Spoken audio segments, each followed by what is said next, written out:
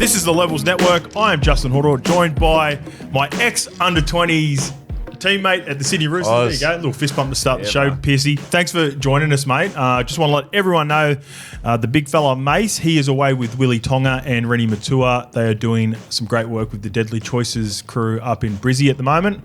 So we'll be catching up with the big fella on Wednesday, doing some tab content related stuff and obviously going to the decider. And that's why we got you in here, mate. So we're stoked to have you in here. Thanks for having me, Hoz. Been good mates for a long time. Had the experience last time. I won't give you as much personality as Mace. I wish I had his mouth. I'd be better value, but hopefully I can do my role, Hoz. A few more curly ones, a few more swear words as well. Yeah. You've got to pick up for the big fella as well. Sweet. I'll tee off a couple of fucks for you.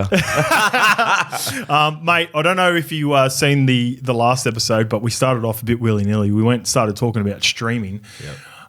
You don't strike me as a streamer, Drew. You wouldn't have played much PlayStation in your day, would you? Nah. You weren't a PS guy, because we're talking about... You know what? I just bought one the other day. Did you really? I've been bored at home. Missus is over here. We've just been... Bring that in a little bit too, brother. Finding a bit of routine. Yep. And got a PlayStation the other day. So I've been smashing FIFA. Oh, you're a FIFA guy? Marseille, baby. Oh, Marseille. Oh, how good's Marseille? Did you get into Marseille because of all the Frenchies? Yeah, I went up to a few games up there. Awesome. Mate, mad town.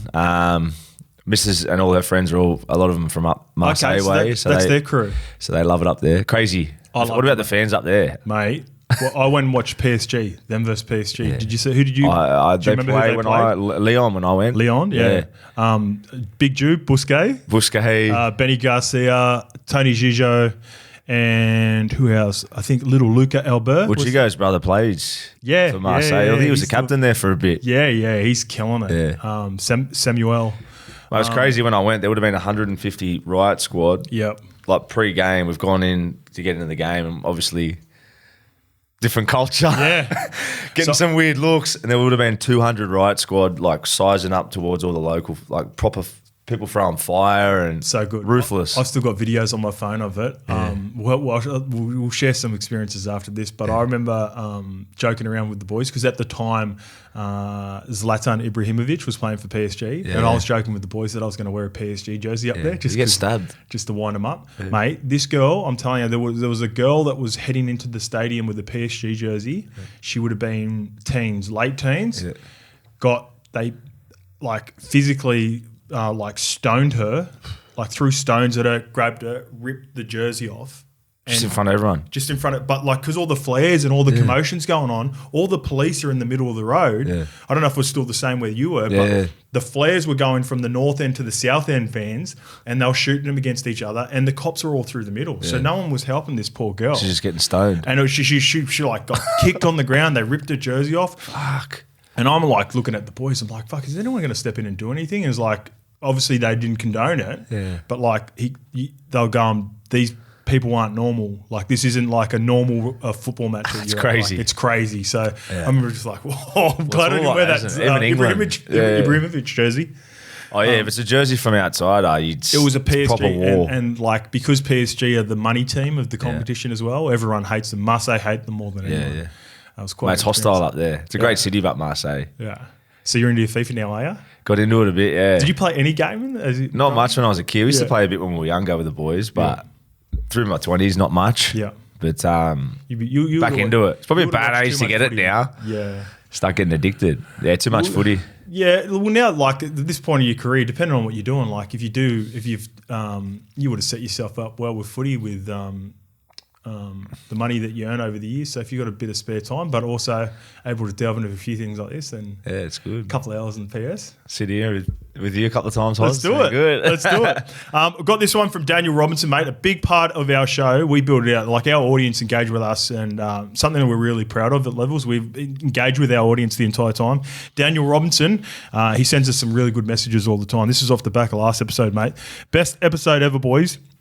Absolutely outstanding insight from yourselves and Mitchell. Credit to the show and your interview style for getting all of that on tape. Felt like I was a fly on the wall at the coffee shop while you boys were having an honest chat about Origin. If Mitchell comes back before Game 3, would love to hear about the famous sledging battle he had with JT in 2015, but also the feelings of winning that series in 2019, which we never discussed. So let's start off with the bad and then get to the good. Yep. The back and forth with JT. Yeah. That's just, I think people maybe looked into that a little bit more. I think that's just a bit of chat, like a bit of banner at the scrum, the scrum specifically, and then you're getting in with JT. Or is there any more of a backstory story that we don't know of in that chat? Nah, there's no backstory. It's embarrassing bringing it up. Like, JT's the best half ever, and he's way better than I ever was. But the game before, we had a big win in Melbourne. Mm-hmm.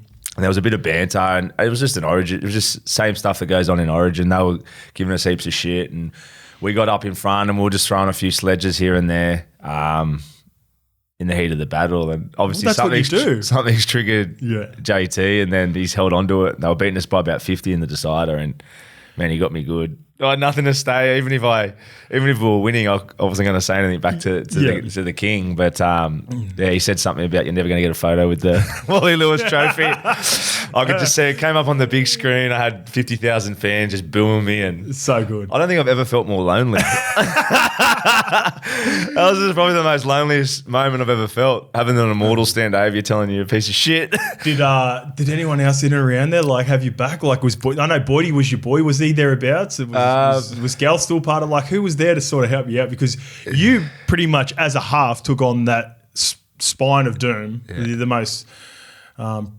there's an argument where there's all this immortal chat. There could be 3 immortals out of that team. Yeah. Plus. Yeah, definitely. Who was was there anyone in your corner? Because, or do you know what you said to JT to get him so fired up about? Was there something in particular that you said in game 2 when you? I can't remember exactly what it was. I think we'll get into him about being older and an older squad. I think that's what was said. To be honest, it was in the heat of the battle. Yeah. Look, I'm not disrespectful, you know that. No, I know. I got the utmost respect for JT. So, yeah, whatever I said, I shouldn't have poked the bear, and he well and truly got me back. Yeah, like I said, it was pretty embarrassing. Every time it comes up, I sort of shrink a little bit. Yeah. Yeah, JT, I love you. Love you, JT. What about 2019, mate? That would have been a special moment. And the part I love about it the most is because we go all the way back. Yeah. I know there is like certain parts of your games. I love the way that you took the line on, you come off your right foot really hard, but you had a really good left to right pass. I feel like that's something that you always had even back in the under-20s. Yeah. And to come up with that crucial pass in a big moment. Which, wins the game for your first ever series and your last ever game. Yeah. Run us through that game, the build-up, and the emotion after it. Yeah, I've said it a few times. Going into that game, I had a lot of fear, but also a lot of confidence. It was a really weird feeling because obviously I'd had all the history of the roller coaster of Origin, and then I actually got picked for game 1. I had an injury. And then it was one of those weird things where I still believe it was like it was meant to be because it sort of got pushed away, and then it just kept coming back, and then all of a sudden Nath got picked game 3, but then got pulled out I think a couple of days into camp, and then they came back again. So it was like when I got that call from Freddie, I was like, this is meant to be. Put all the fear aside, just go in and attack this. And I felt really confident because I was playing really good footy at Newey, but also I knew if we hadn't got the job done that it might have been a lonely few months after. Yeah. So, yeah, the whole game itself, I had so much anxiety and excitement, and then for it to come down to the way it did, I did. Everyone gives me a compliment and it's nice, but I did fuck all, mate, to be honest. I saw a bit of an opportunity, and I had Turbo and Fergo out there, 2 of the best athletes of all time. With everything that you've been through to still get that pass, like on the mark at the end of the game when fatigue set in and you've got all this anxiety, perceived anxiety about like what you've been through at that level. Yeah. You've got to make the pass, mate. Yeah, I know you're super humble with that sort of stuff, but it was a big pass.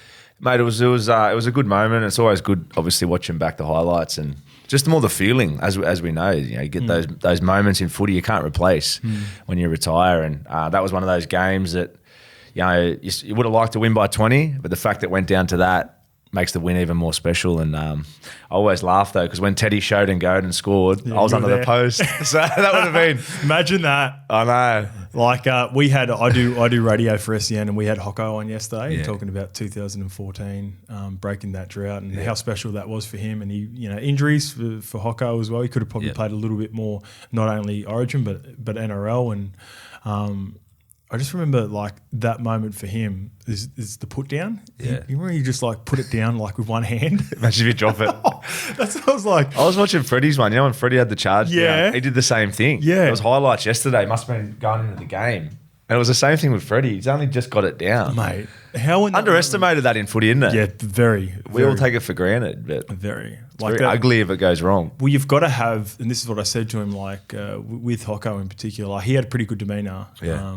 And he was so relaxed all the time. Like, only a guy like Hocko could put the ball down like that. Yeah. Like, there's not many halves that would. Like, I'd be diving and like have it in your chest and just diving over like that. Especially after 5 years of no wins. Yeah, but would it, mate? If Teddy had found you and you'd gone underneath the post, fuck, that would have been just the cherry on top. It was just a great play, like Fergo, the work Fergo did there. Yeah, that was unbelievable. Turbo, Fergo. But even coming back into that team, like the players in that team, like I remember because I played through those few different eras. First couple of games I played was obviously with Mace and Bedsy, these type of guys are at the back end. Then I went through the era when there was a new generation, and then the crew that I went in when I'd been out for a couple of years was all younger boys like Cam Murray, Turbo. I roomed with Turbo as well. Yeah. How relaxed is that guy? Like, here was me coming into my last game knowing I had to win. He was basically asleep till we packed the bags to go out, and he's just so calm. He made me calm. Yeah. Was Jakey in camp with you as well? Jake was in there. Was Jakey in that 2019 team? Yeah, he was. Yeah, he was. How different are they? Completely different. They're so different, eh? But Turbo was unreal. Like, rooming with him, super bloke, but just I couldn't believe how calm he was. And I defended next to him. So, but all that crew was good to play with. Cam Murray was a standout for me. Yeah. Watched him closely ever since playing with him, and I love him as a player. And I think next week he's going to be one of Cam in particular stood out with you. He's just a classy sort of dude, isn't he? He doesn't sort of say too much. No, he doesn't. He doesn't, does he? Nah. Because we live in the same area, so I run into him all the time, and he's just a good human. He is. That's what he is. But as a player, like I remember that game. He just had all these little moments where he'd always be making a little line break, coming up with a nice pass to get us a quick play of the ball. Like, just always coming up with little things that I think people appreciate now, week to week, but you sort of underestimate his role sometimes. You've seen it so early on in his career, like the stuff that people associate with him now, like you're like, oh, this guy's that good. Yeah, he's a freak. And a great leader too, isn't he? He's one of those sort of blokes you want to follow that doesn't say too much. So I think having him in the last game, I think was underestimated how big that was for us. He sort of set up the game that first 20 minutes, and then I think going into Queensland, we're probably not going to have as much field position. I think someone like Cam starting the game there and then Yowie coming off after. Yeah. It's going to be huge for us. Yeah, I think so for sure. I think it's going to be a really tight game. I actually forgot to put our scorelines in there as well, but we'll say that a little bit later on because you're going to be helping us out with the New South Wales predictions, mate. Yep. I'm going to be doing the Queensland predictions like I do every week. Like I said, we build our episode off the back of everyone who supports us. So thank you to everyone on YouTube, Instagram, TikTok, and continue to leave us a review on Apple and Spotify. And I'm sure you've got a heap of questions for Pearcey. We've got him on here for Origin, but we'll figure out a way to just get him back every now and again, maybe before finals or something like that, Pearcey. We'd love to have you back on. Just want to do a quick recap, mate. Every week for the tab, I do my bets. On the weekend, I had South plus 3.5 and Kolomantangi anytime. They were no good. I had the Sharks minus 7.5. They touched up the Tigers, so that was a big tick. Atkinson didn't score. Looked like he was going to score a couple of times, but no good. I had the Titans and our mate Foz minus 7.5. They got the job done. Jaden Campbell did everything but score. I had him as my anytime try scorer. I had the Broncos minus 5.5.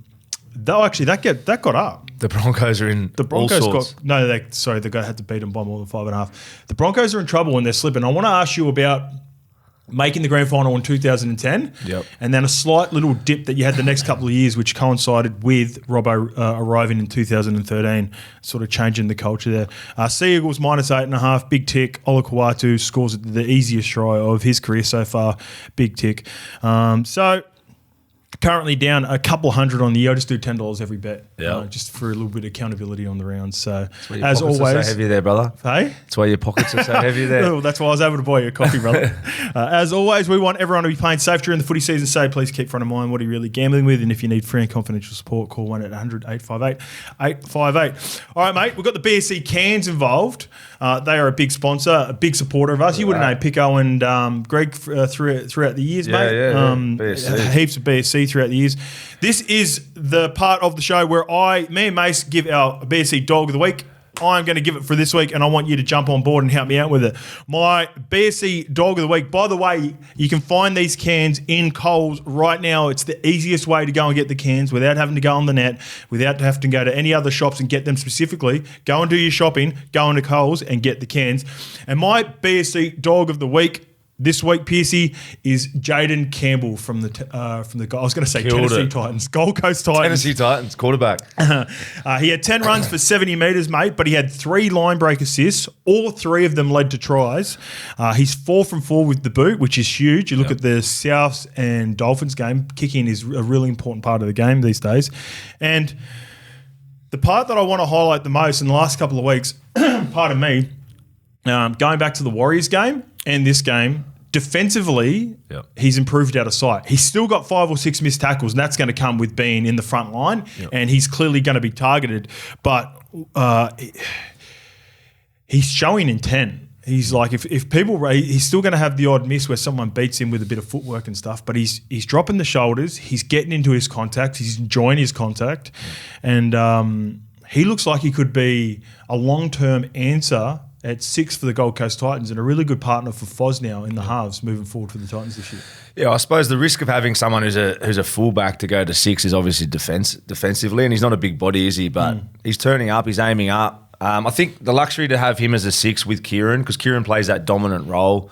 Obviously, in Manly days, him and Cherry would sort of share the roles. But since he's gone to Titans and been older, with all the experience and the wisdom he's got, he's way better on the ball, isn't he? So having someone like Campbell with the leg speed and the speed is a perfect combination, isn't it? But as I said, the defence is probably the only risk for him week to week playing there because he's not a big frame. But he's one of those players that sort of can, I think, hide well or be smart in defence. He'll probably obviously know that he's not a huge body. Yeah. But he's one of those guys I think that can find a way to protect himself a bit. Hopefully he's got a big centre there going forward that can sort of protect him defensively. Brian Kelly goes all right. Brian Kelly's a gun. He's tough. He's tough. Like Dave's inside him. He's got Brian Kelly on the left. Brian Kelly loves the contact. Yeah, he's a good player, Brian Kelly. Underrated. Very underrated, yeah. Comes up with so many good little moments, great little hands. Yeah.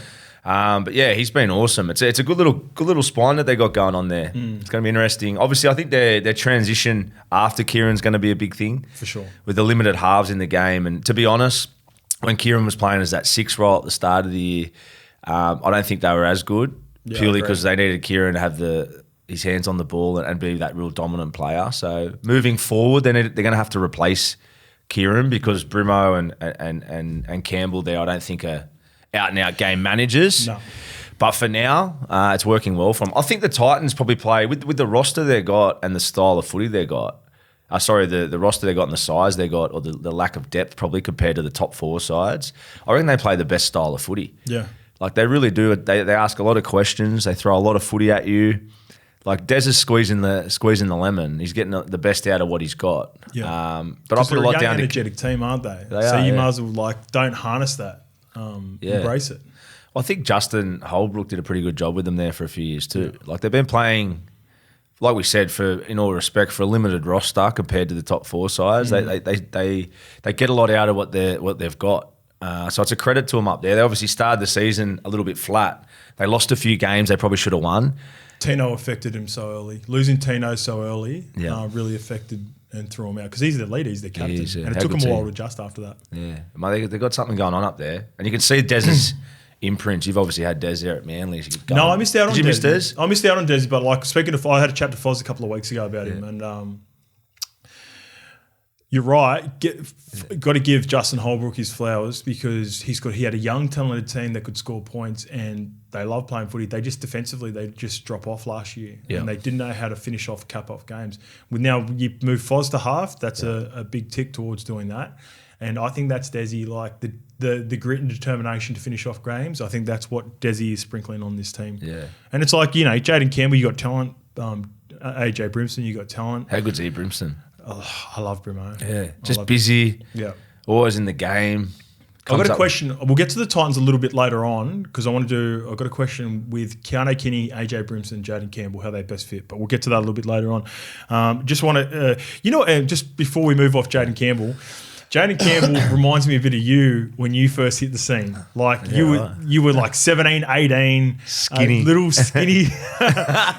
You came straight at did you play any Premier League or New South Wales Cup? I played a couple of games. Did we play reserve grade together? No, because you went straight up. Yeah. So I think you might have even played New South Wales Cup and reserve grade and first grade. What year did you play first grade? I played Newtown the first year. 05? 05, was your debut year? Yeah. So 20s we were 3-4. And then you 05 was Jersey Flag. Oh, because you were older than me. Yeah, but you could have still played it in 05. But you played with us in 05, 06. I debuted 07. Yeah, okay, there you go. All right, 05, I think, was when we had Jimmy as coach. Yep. 06. No, it must have been 06. Yeah, 05, 06 was Jimmy both years. Yeah. And then I was you debuted in 06.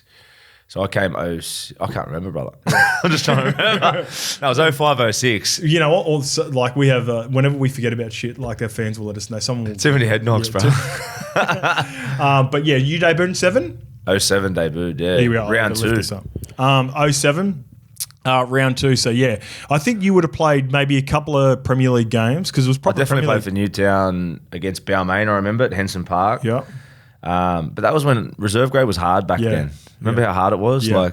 I went and watched reserve grade yesterday, and not saying the game's gone backwards, but there's so many younger kids playing. Yes, all the older guys end up going and playing in the Super League. They do, yeah. Or they give up at an early age and just start working because the pathway isn't there like it used to be. Yeah, which I think is pretty. I was only talking to someone the other day about that. There's still so many good players that are mid-20s, especially halves or even some middles that sort of might have been smaller bodies that sort of get pushed out to the wayside now, and they go and play Jim Beam Cup. Is that still around?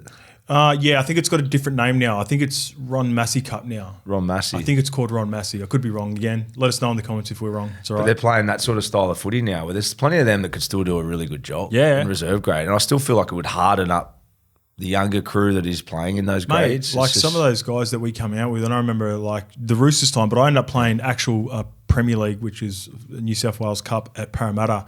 And I got to learn from guys like Wella Haraki, who else? Like Henry Perinara, some of these guys that had played maybe anywhere between just under 10 to 20 first grade games, but then played a lot of New South Wales Cup, and it's a great experience. Yeah, definitely. Yeah, it's sort of gone out the window a bit. I think it was when 20s came in, wasn't it? Watching it was sort of that open style. The rules all started to change. Yep.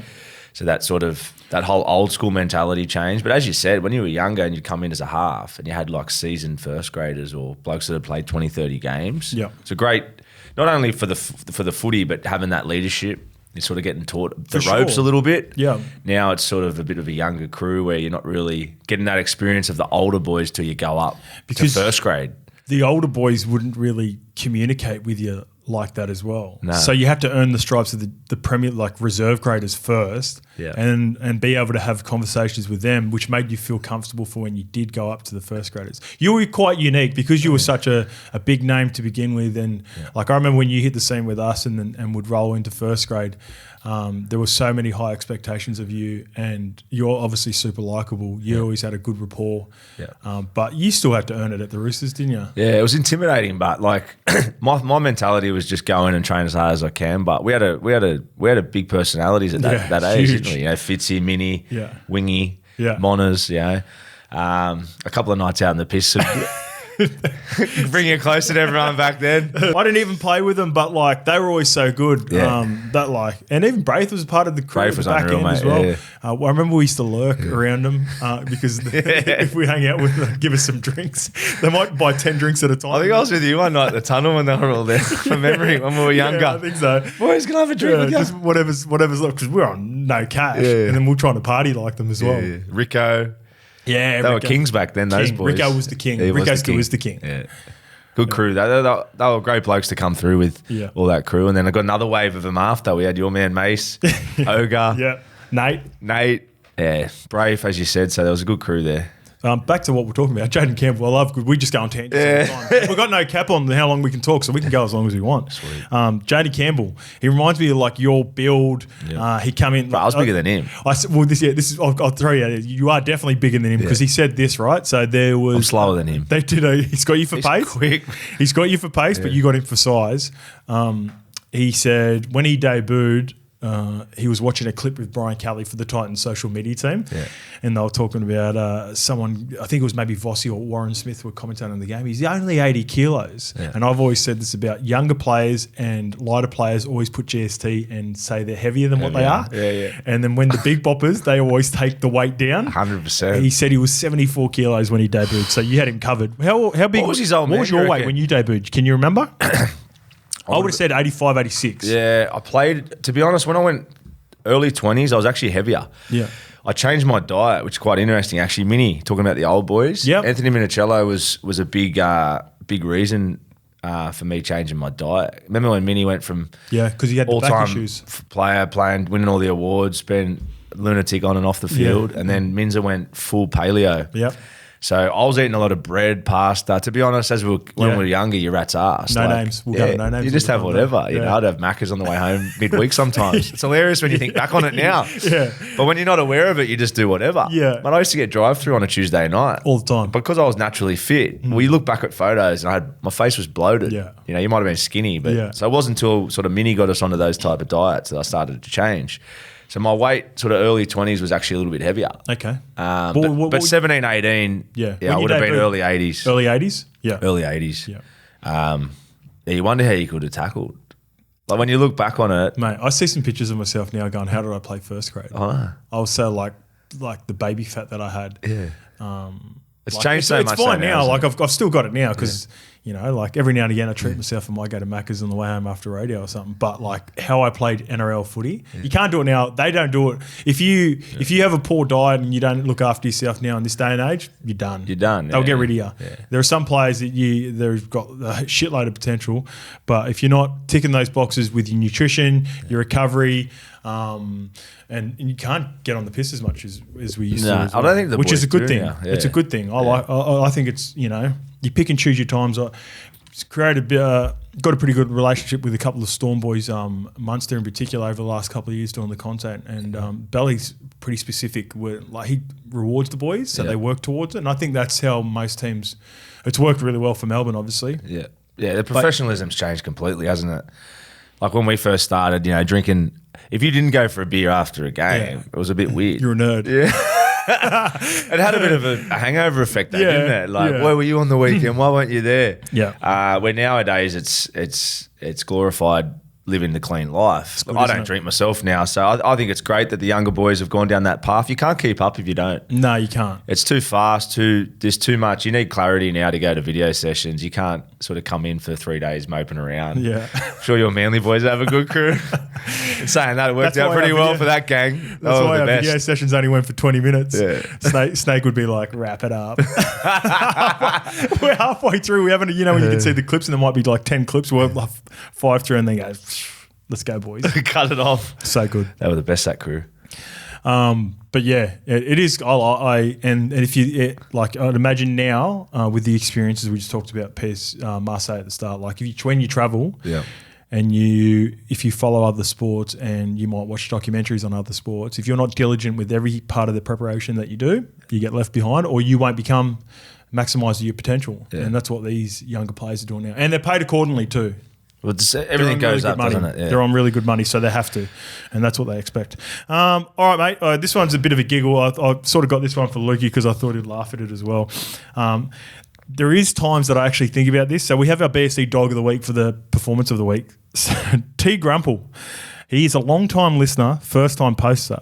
Love the potty, boys. Genuine question. You guys have the BSC Dog of the Week. Reckon you could double down with the Cat of the Week? For the NRL player who lays down the worst. No, but there are times when I think I'd like to do it because I think it's a problem in the NRL these days. And I understand it because of the rule changes and how fast the game is. You need a breather. You need a breather, mate, and that's why the players do it. So there was a message that said below, that's not what level's about. They're all about positivity. But I'm telling you right now, there are times I watch games and I'm like, get up, you cat. Get up. Yeah. But no, there's no way we would ever do that. But I appreciate the message and I appreciate you always being a long-time listener. Pardon me. All right, this one is this is a reply section on the past episode. So you weren't here for these, Pearcey, but we're talking about Sam TAGATAESE. I want to ask you your thoughts on Sam TAGATAESE. How this one's from Hurley D's. How can you boys do taggers like that? He was definitely a part of the 2006 Premiership winning team. Me and Mason were trying to decide whether he played in that. Love the show, lads. How long was he in Melbourne for? Trying to think. I'll get it up here as we're talking. I remember the first time before I'd got to Manly, and when Foz, I always relate back to Foz because of our relationship with him. But I remember how much I appreciated, or like how tough I thought Foz was. Do you remember when he took those 2 licks off Sam TAGATAESE? He belted him, remember? Absolutely hammered him. And Foz took it to the line both times and it got absolutely licked. So I just remember that standing out for me. How's his body, Foz, eh? Oh, mate. He was the OG going to the line, wasn't he? He was. So here we go. Yeah, Melbourne 2007 and 8. You're right, Pearcey. He debuted. Gold Coast 2009-11. That's when our good mate Foz ran into him. What do we got here? Where's NRL? So Melbourne, Gold Coast, Cronulla. He had a really good career. He played a lot longer at Cronulla than I thought, and then he finished off at Brisbane. All up. Why is it just Brisbane? I can't remember him there. Yeah, he only had one season, the last season, for 4 games. So he had 1, 2, 3, 4, 5, 6, 7, 8, 9, 10, 11, 12, 13 seasons, Tigers. And then Good obviously, leg speed, didn't he? You know what? Super quick. He'd be even more. I reckon he'd dominate in this day and age even more so. Yeah, big time. Like a Spencer or Terrell May, that Frankie type of Molo. player. Yeah. They're One the of model those, now, aren't they? Yeah, the lower centre of gravity Islander boys that nice little pass on them. You take your licks, mate. That's your bench now, isn't it? That's your bench. Oh. If you can get one of them now in this day and age, mate. You just said one of them, like. Put it like I think Penrith have always done it really well. They've got the best of both worlds with Fisher Harris, who's a little bit bigger. Then you got the Nugget in Leota, and then they have like in years past Lindsay Smith, another big body, a toiler. Yeah. With a Spencer Leniu coming off the bench, and now you've got that with Terrell and There's one white dude in the middle of it all. You just need a Lindsay Collins in the middle, full of Islanders, and then one white lad just to do some cleanup work. A big Aussie sort of country boy sort of mould, where he's just like makes all his tackles. Big white arms. He pushes all the time for him. Oi, peasant, run the line for us. Mate, but like credits like. I think Roosters have almost got the perfect pack with that. Yeah. And with Lindsay, the underrated part of Lindsay and why Billy loves picking him for Origin all the time, he does all the 1%ers, mate, like loose balls, getting it, working hard from marker, getting legs, like just stuff that some like not only just some of the Islander boys, but a lot of players just don't do week in, week out. Yeah, his effort areas are huge. His development's been crazy too, hasn't it? He came in, he's sort of a straight up and down sort of player.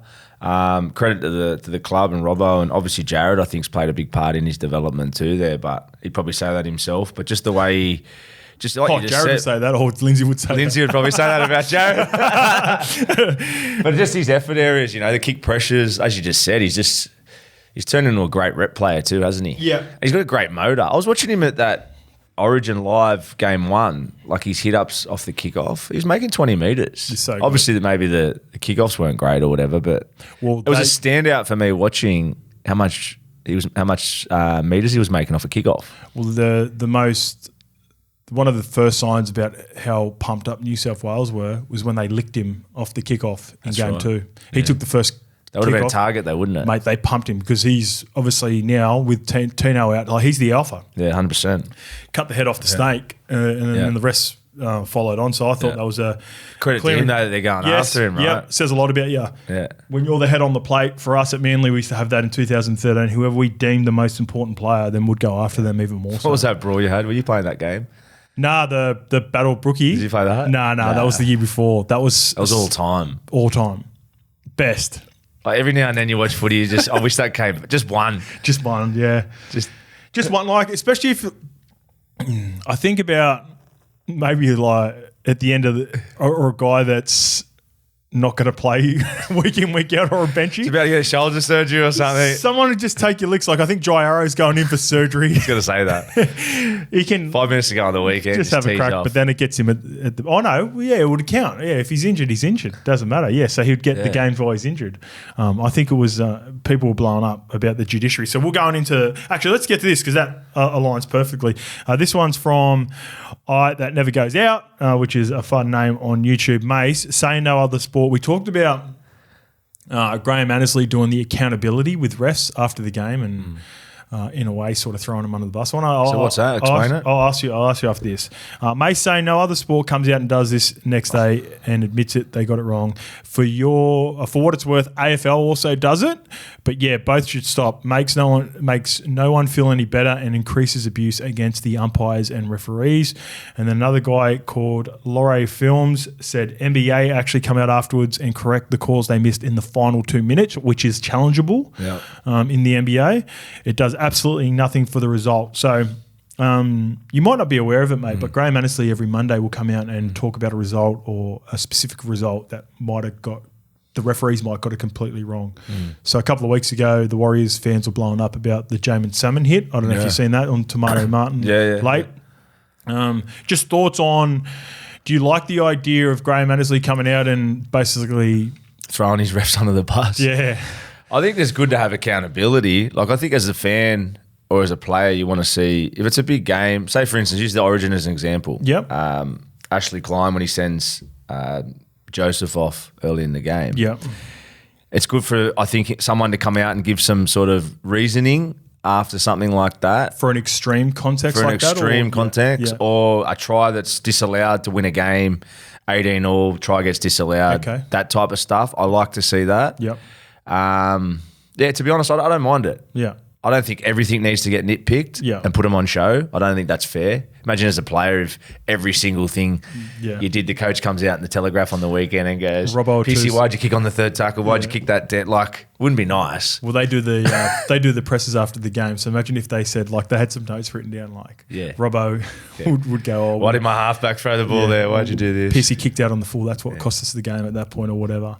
Or Horo missed 2 tackles, which led to a quick play of the ball, which led to a try or whatever. Yeah.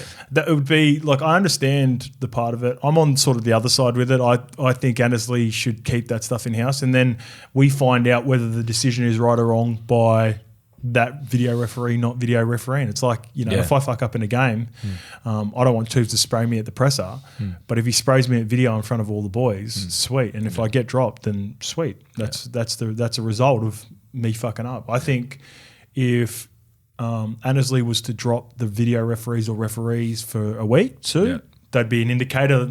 People would have to read between. So he's the shot caller, is he? He's the head referee. Like he football picks or chooses who's in. Correct. Yeah. I like the honesty after a loss or a bad call. Yeah. When the public's talking about it, like the media runs the game, it gives the game the money that's invested in it, and fans are watching and criticising what the calls are. So I think sometimes you need a voice to come out and give reason to what's happened on the weekend. Yeah. But I don't like nitpicking every play. Yeah. Well, like the Origin's a great example, I think, like that was a big moment in history, In history it is. Origin history it is. It'll be like one of the moments that 10, 15, 20 years down the road, people will remember that Suaalii here. Yeah. To play with 12 men for, 70 minutes. But so something like that, you need some sort of leader of the refs to come out and say something. But it'd be a hard gig being a ref. Mate, awful. But hats off to them. They do most weeks they do a good job. There's that many rule changes now. It'd be hard to keep up. That's always been my biggest point with the referees. And look, and the reason I ask, and I don't think you're wrong in it as well, it's almost a 50-50. I do radio with that stuff, and it's almost a 50-50 split. People are like, no, we fans deserve to know what went wrong. And there's a lot of us like, yeah, but is that doing a good job for the referee? So there's no, in my opinion, there's probably no right or wrong answer. We're split on it. Like we disagree on it, which is fine. But the referees, mate, they've changed the rules too many times. I'll throw a number of things up about some changes that they can make, but people are getting bored of talking about referees. So what would you change, Oz? I would make sure there are only 2 bunker official groups. So at the moment they have a different bunker official group on every game, which is basically a referee referees a game day match official once per week, and then a lot of the top ones end up doing a bunker later. Like just say if Grant Atkins does refs Thursday night game, he probably ends up in the bunker on Sunday. Yep. I would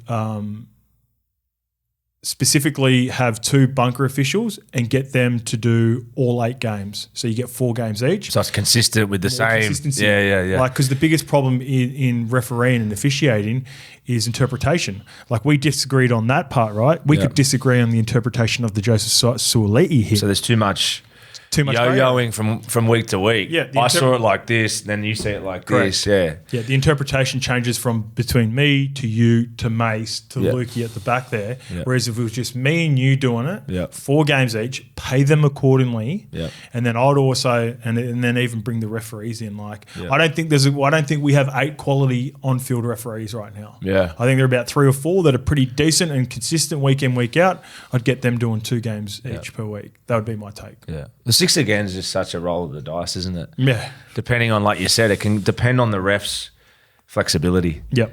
It is hard, isn't it? You know, you might get a ref one week that's really hard on a specific type of tackle.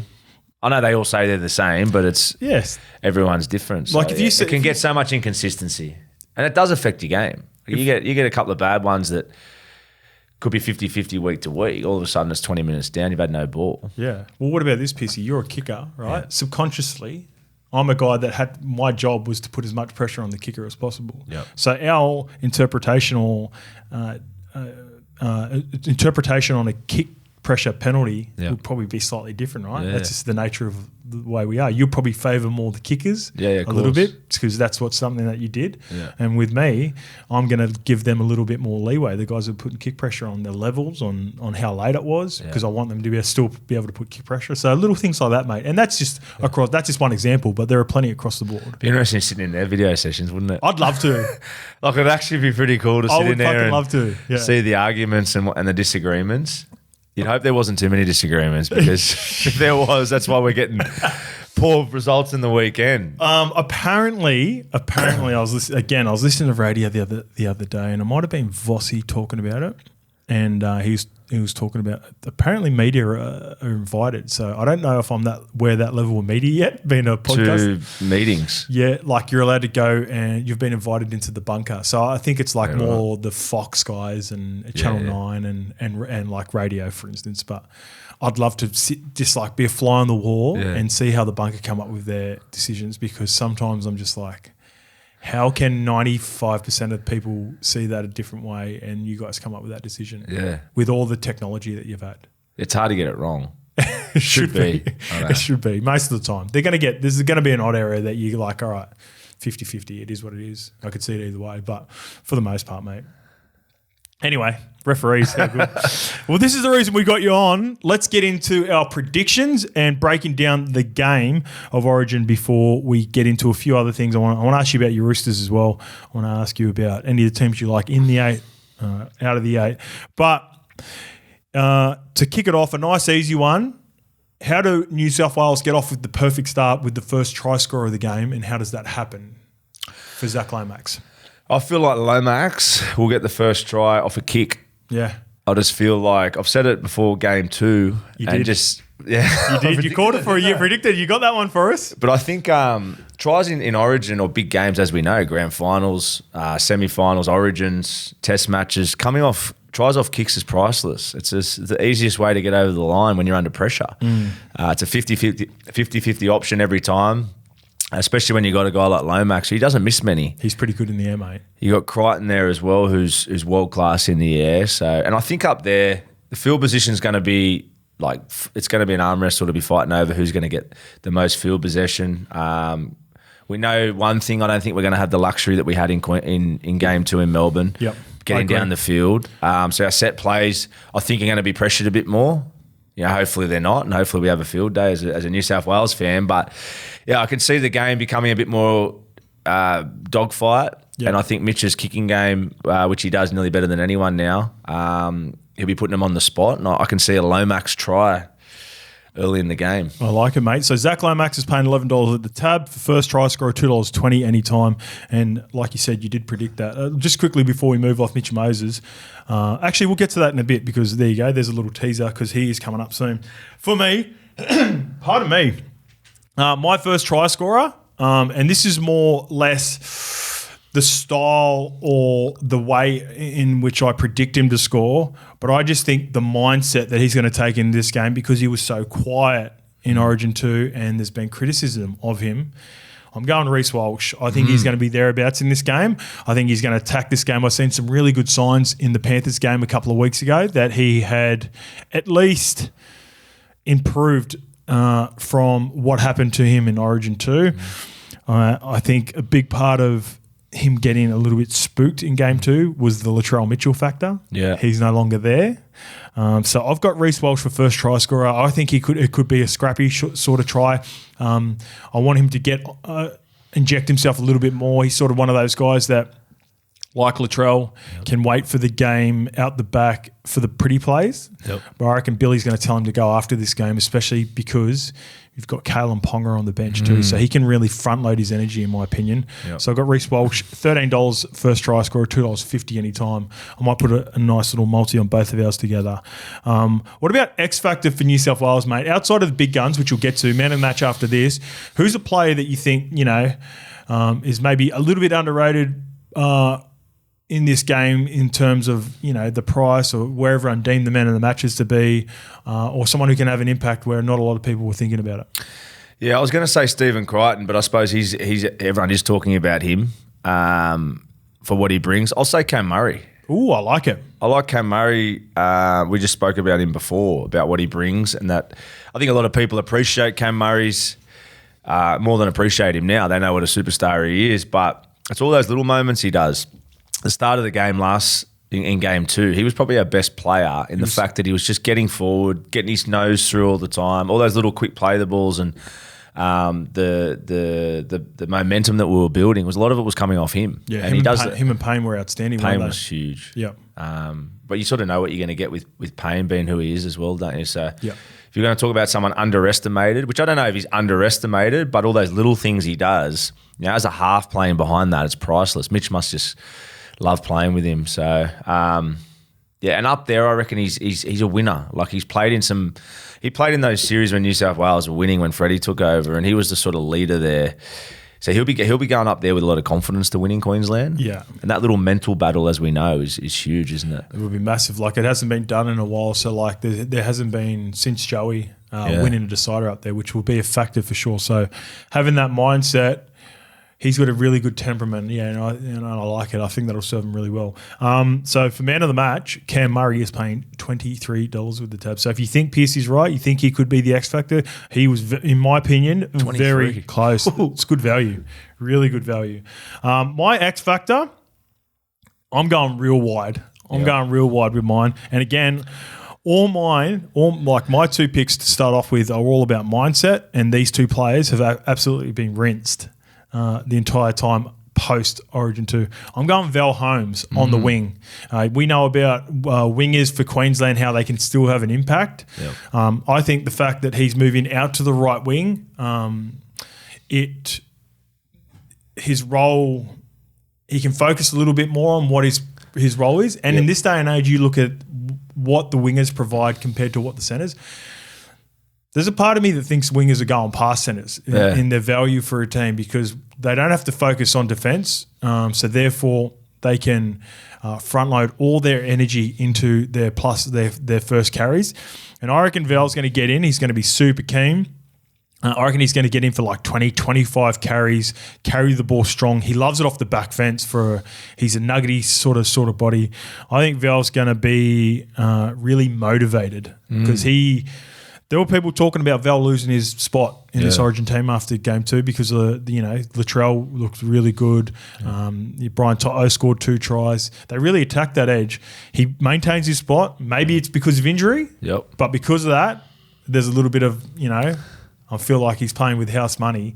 Val Holmes is paying $61 for man of the match. He's probably not going to get it, but I just think he's going to have a big impact on this game from the wing position. So true how you put it. Like, historically, Queensland wingers have been nearly their best players, haven't they? Or outside backs. I think Dane Gagai won the Wally Lewis medal. He's killed it. He did. He did? Did he? What year was that? He definitely did. I know he definitely won a man of the match, but I feel like he won a Wally Lewis medal during one of the years that they were really good. Yeah, it'd be interesting what year that was. But, yeah, look, they're outside backs. You go back, Folau, Hodges. I know he was a centre, but they've had so many big bodies. And Val Holmes has proven there too. Like, through their good years, he's had so many good games there. So it's a good bet. Yeah. Wally Lewis medal, he won it 2017. He did too. So there you go. Yeah, we'll see how we go. All this is done responsibly, of course, Stu. All right, man of the man of the match. You've mentioned his name twice. Why does Mitchy Moses go back to back, mate? I think we need him to be huge up there. And like, look, he's just come off one of the best 7 performances in New South Wales history. Pretty good. That's a big call, but it's true. It is. We're going back to Sterlo, Joey, all of them. The way he played, you get all the greatest together. I don't think you could play as good as Mitch did in that game. He did pretty good. Even Joey himself said it after the game. The immortal, the great Joey said that himself. So just everything stuck for him. His kicking game, the length of his kicking game, won us possession. When he got down there, his short kicking game then created points and pressure. He manipulated the defence. He brought everyone else around him into the field. Him and Jerome combined great. We said about it last time. He's got a real healthy arrogance about him, Mitch. And I watched him in an interview a couple of days ago going into it, and he just looks really calm and self-assured. Yep. I think he knows if his team can aim up and they can win possession, he knows he's got the points in him and the players around him to deliver. And he knows what's at stake. There's probably an Australian jersey potentially there for him in the next couple of years. He's neck and neck with Nathan now. I still think Naif's the man. Yep. But Mitch he'd be pushing for an opportunity to try and find some even a 6 outside a 6 him. role there. Munster's been injured and hasn't played a part in this series, so he could get. And if they go, and Munster, if the Storm fail, then that could be an opportunity for him to go to 6. Yeah, and just even having in your man cave there that he won an Origin series up there in Queensland. I'm happy I'm stoked for him, and I'm right behind him, and I hope he has a big game. Everything went right. Game 2. It's not going to go this way. You know it's not going to go that way in Game 3. So with everything he did so well, is there any part of his game where you think that he's going to need to even be like his kicking game? Because you mentioned that before. Like that's why you wanted him in the team with the Game 2 predictions. His kicking game has to be on, right? Is that going to be the most crucial part of his game? Kick and defend. The thing that gives me confidence with let's be honest, the possession's not going to be the same up there. No. There's a chance that we're coming off our own line majority of the game. God willing that we don't, and we win field position and everything's happy days. But I'm sure Mitch is going home after training, visualising, coming off his own end a lot. And the length of his kicking game is what gives me confidence. Yeah. He kicks the ball longer than anyone else in the comp. So even off a bad set when we're sort of 30, 40 out, maybe not winning field position, Mitch will get us out of trouble with his kicking game. And he'll back that. And that's a huge confidence boost going up there knowing that you can rely on that. I also think he's learned how to play off the back foot a lot better. It's taken him time, as it does with all halves, but he's a tough little bugger and he runs the ball under pressure, and I like that. He's going to have to, at times, just show the ball and take that hard hit to get his team on the front foot, especially when the game's in an arm wrestle. But I think he's got all the tools to do that, and he's got a big pack around him. You know, Payne. We just spoke about Cam Murray, and then the outside backs we got muscle to get us out of trouble. So one of the parts I loved, and go back to the kicking game, and this is just like maybe a maturity thing or how far he's come in his game.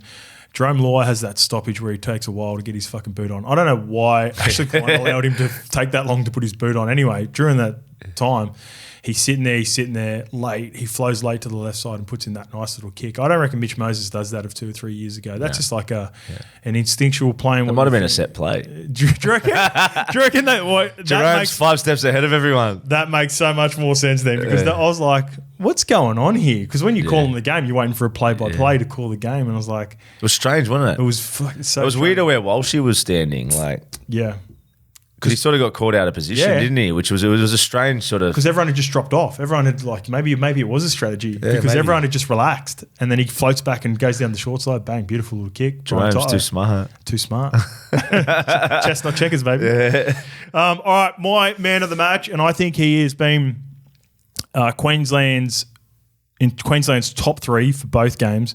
I think he's a pretty decent shout for Wally Lewis medal if they end up winning, even without winning a player of the match so far. Paddy Carrigan. He's been good. He is so good, mate. And he's got so much to his game, but when it comes to Origin, he does play that Cam Murray selfless sort of role for Queensland, which is, he can run up and play that Isaiah Yeo shape and drop people under and play out the back.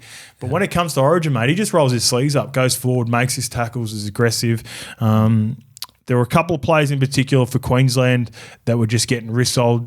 A number of players for Queensland were getting wristled that entire game. Paddy wasn't. Ruben Cotter, I don't think, was as well. They were really good for Queensland and a beaten team. And Paddy was close to my man of the match. If it wasn't for Cherry coming up with some really good moments and Hamiso Tabuai-Fida, I think Paddy was the Queensland's best in game 1 too. So Paddy is playing 13. By the way, Mitch's favourite with the tab at $7 and deservedly so. Yeah. Probably a big chance of taking out the Wally Lewis medal, which would...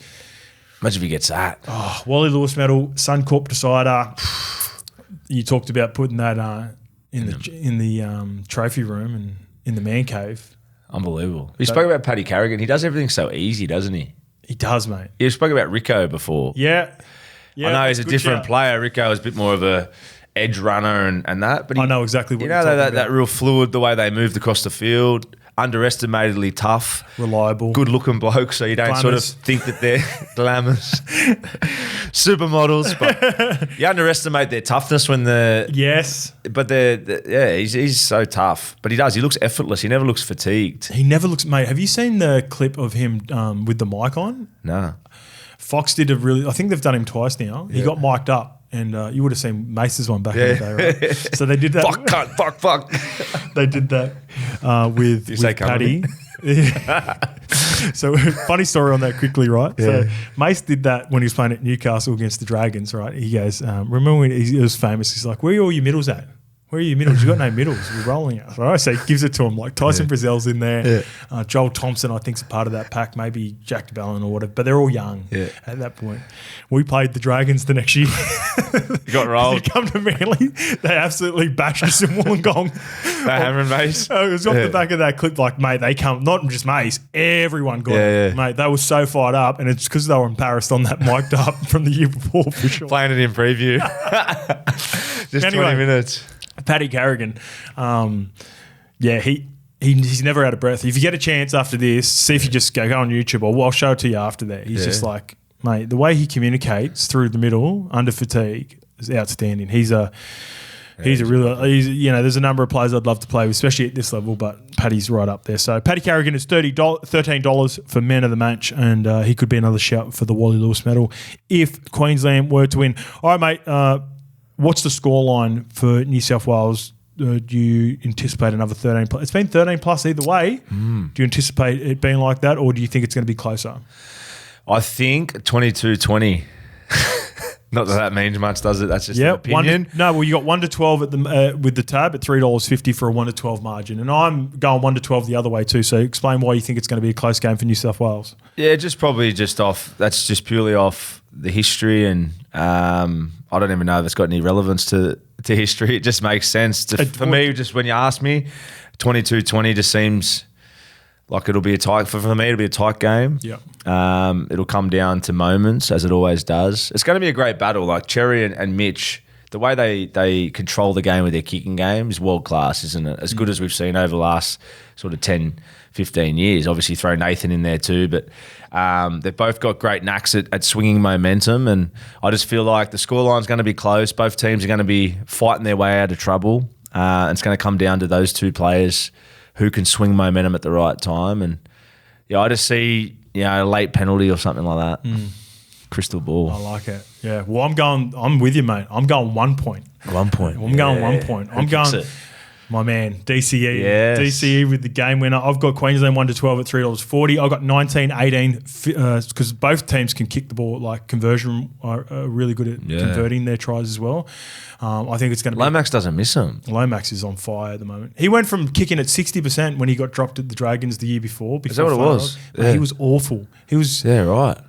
His form was, and it definitely coincided with his form at NRL level. He was really struggling for confidence. Flanne's moved him to the wing. We'll get onto the Dragons a little bit later on Flanne specifically, but he's just, every part of his game is fucking...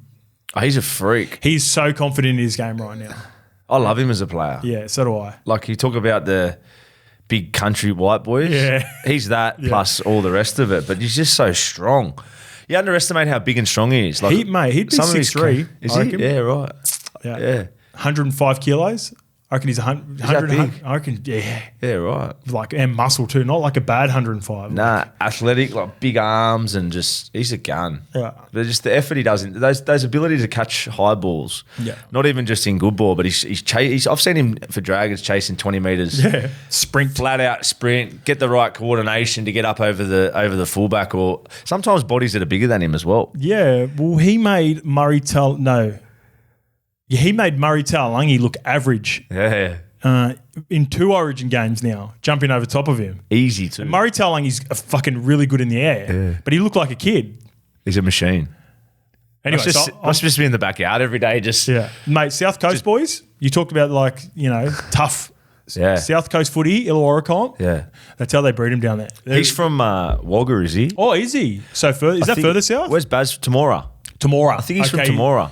But he obviously played footy. That's right. I'd say in But there's a couple from Tamora. Like Angus Crichton was born in Tamora. I think Liam Martin's Tamora as well. Trent Barrett was back in the day. And Laurie Daly. Is Laurie Daly from there? Is Laurie Tamora as well, is he? Or Wagga, somewhere out there. Okay.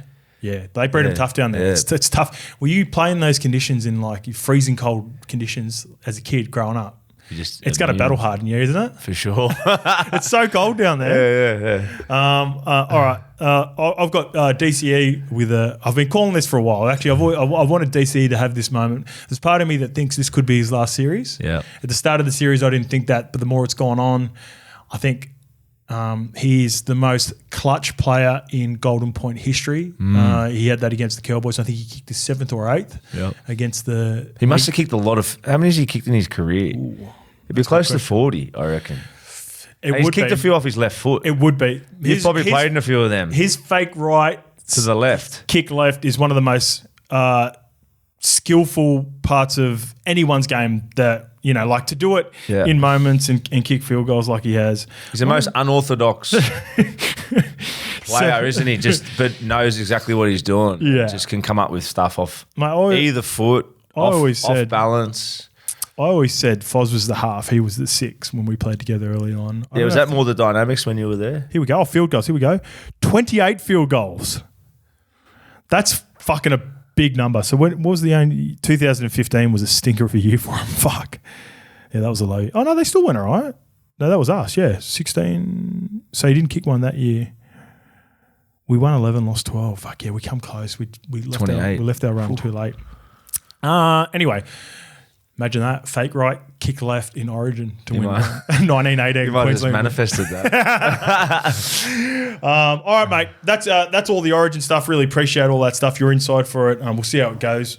Obviously, I'm neutral. I just pick Queensland because it's good for the show. But for all your New South Welshmen that are following and all the Queenslanders that follow my picks, good luck to everyone out there. I had a take about the Roosters, and I want to get your opinion on this. You've been involved with the club for a long time. Obviously, just had Jared's 300th or surpassing the record at the Roosters recently. You have a role within the Roosters. I get hammered as being a Roosters hater because of the 2013 grand final. Right? Everyone associates me being a hater of the Roosters. But my biggest concern for the Roosters in the last 5 years is that they haven't been able to beat Penrith and Melbourne Storm. Yeah. They've beaten them one time in the last 5 years combined. So that's crazy stats when you were saying that. Mate, that's a crazy stat, right? And people have blown up so people will go, yeah, but this year we've got like Teddy, Hargraves, Manu, Radley, named all. Like they've been there for the entire 5 years. Robbo's been the coach. So my concern is how they get over that hump. Have you ever been? Can you remember times in any team where like a team had the wood on you and you struggled to get over top of them? And then why is this Roosters team any different? And why can they flip the script on both of those teams? Because they are, like, outside of looking in, it looks like Penrith and Melbourne because of the culture and the systems. And then the most dangerous team without is, for the easiest one to say, is the Roosters. Yep. So how can they finally get a win on either of those two teams and win the competition this year? Yeah, well, they've got to work out what the issue is there and the style of footy that's letting them down, because those stats don't lie, do they? Like, that's a lot of footy. It's not a 1 or 2 seasons where you've fallen short. That's a lot of losses. So there's obviously a reason. Penrith have obviously been super dominant, but Melbourne not so much. Yeah. Like, Melbourne have had... Melbourne were good, though. I know when I was at Roosters in 13, 14, 15 years, I think Melbourne probably had the nod on us a little bit, but we had a lot of battles, and we used to get their measure a few times there in those sort of earlier years. But because both teams had a lot of layers to our footy, we both had so many players that could come up with moments. Yep. I feel like the last couple of years, maybe the last 4 years, where the Roosters have fallen short, I think Melbourne and Penrith have had more layers to their game than Roosters. What do you mean by layers? So like just not being like having a specific game plan, having to like go from a one style of attack to, all right, that's not working, this could work, or we can isolate this defender or something. Is that what you mean by that? Yeah, 100%. I just think, obviously Melbourne with Munster, who are we talking? Munster, Hughes, Pappenhausen at the back. Then with Penrith, when they've had obviously Jerome, Nathan. I just feel like when those arm wrestles have been on, where the Roosters have been at the last couple of years, I think when different scenarios have come up in the game, I think they've had the ability to be able to tap into different styles of footy, whether it was play a bit more ad lib or game manage with Nathan's type of kicking or Jerome's, to change and shift momentum a little bit, where Roosters have probably let themselves down a little bit there the last few years. But I think the way they're playing at the moment, they've never been more ready to take these teams on. They've got Melbourne obviously coming up, which is a great test for the confidence. The win's obviously important, but I think if they can go with them, with what I just said then, the different type of layers, owning different scenarios, which they haven't been able to do against these teams, that's going to be a big measure of how far they go this year. As for a team that I always struggled against, when I was at Roosters, Cronulla. Really? They used to beat us all the time. So that's funny, because we were always good against Cronulla at Manly, and then Yous would always dust us, obviously, 5 times in 1 year. Those battles Cronulla. Why? Yeah, Cronulla. I used to hate playing them. Like that's when they had Gal, Mickey Ennis, Luke Lewis. Like, they just suffocated us. They had our measure. Because you know what? When we used to play Cronulla, it would always be like 5 tackles for a kick, 5 tackles for a kick. And it was like a mindset. You knew like, fuck, this is going to be an annoying game. But we sort of had some players that really thrived on that. But I can see why that would annoy a lot of teams. Yeah. Especially if you're frustrated, like in particular you being a playmaker. I think they stored our momentum whenever we played them. Yeah, interesting. And Gal and that were good at that. Yeah. They'd get into your halves. They'd make things uncomfortable. They'd make it personal. Gal would make it personal with Jared. Ennis would. Yeah, Ennis would always, me personally, he'd try and get in your head, little prick. He used to go after falls all the time too. Yeah. But they were good. But yeah, it's the Roosters are in a situation where, like, this is their time this year. And they've got all the roster there. They've got the players. They're working a bit at the club. The club's in it. There's a great energy there. Yeah, you can see that. That's evident. You can see the way they're playing, and they're all glowing. Does it feel like there's a last dance mentality sort of there? Like with Jared moving on, Kez, Joey Marn, who's been a great servant, even though he's young and there's potential to come back, both the Joeys. Feels like there's an energy around the club where like we're going after this. And for me, the biggest thing, even though I still need to see it, I think the Roosters, ever since Robbo's been there, have been defensive-minded and still really structured. You had really good structure. You used to come up with plays, but you had a couple of plays that used to really worry us. Yeah. I don't know what Sam Walker's going to do. No. I think he's the key. Yeah. When you've got the structure of Kez, Teddy's, you know what you're going to get out of Teddy, super reliable. The X factor's Sammy Walker, mate. Like, I don't think he knows what he's going to do. And what's your take on Sammy? And have you been around him much? Like, what's his go? Because he's quite from an outsider looking in, he's quite a funny little character. Yeah, I really like Sammy. He's pretty quiet, so I wouldn't say I know him really well, but really respectful, a really good guy. I've had a few conversations with him, just in and around, and I love his style. I love the way he plays. He's different to everyone else, and he stays true to that. The big test for Sammy at the back end of the year is going to be his ability to own those big moments with his kicking game, and I've got full confidence in him that he will. But yeah, that's the level that the team goes is how well him and Luke dominate in those big games, but the way they're playing and the way they're steering the team around, and we spoke about layers. They're coming up with plenty of layers at the moment. They've got plenty of little trick plays. It's because of him, right? It's because of Sammy. Yeah, lots of little combinations he's had with Joey Manu off scrums there. Yeah, that's nice play that they do. And I love these little moments, Sammy. When you watch him, all those little moments, he comes up with little stuff out of dummy half off quick play the ball, similar to Cherry. Eyes up footy. Yep.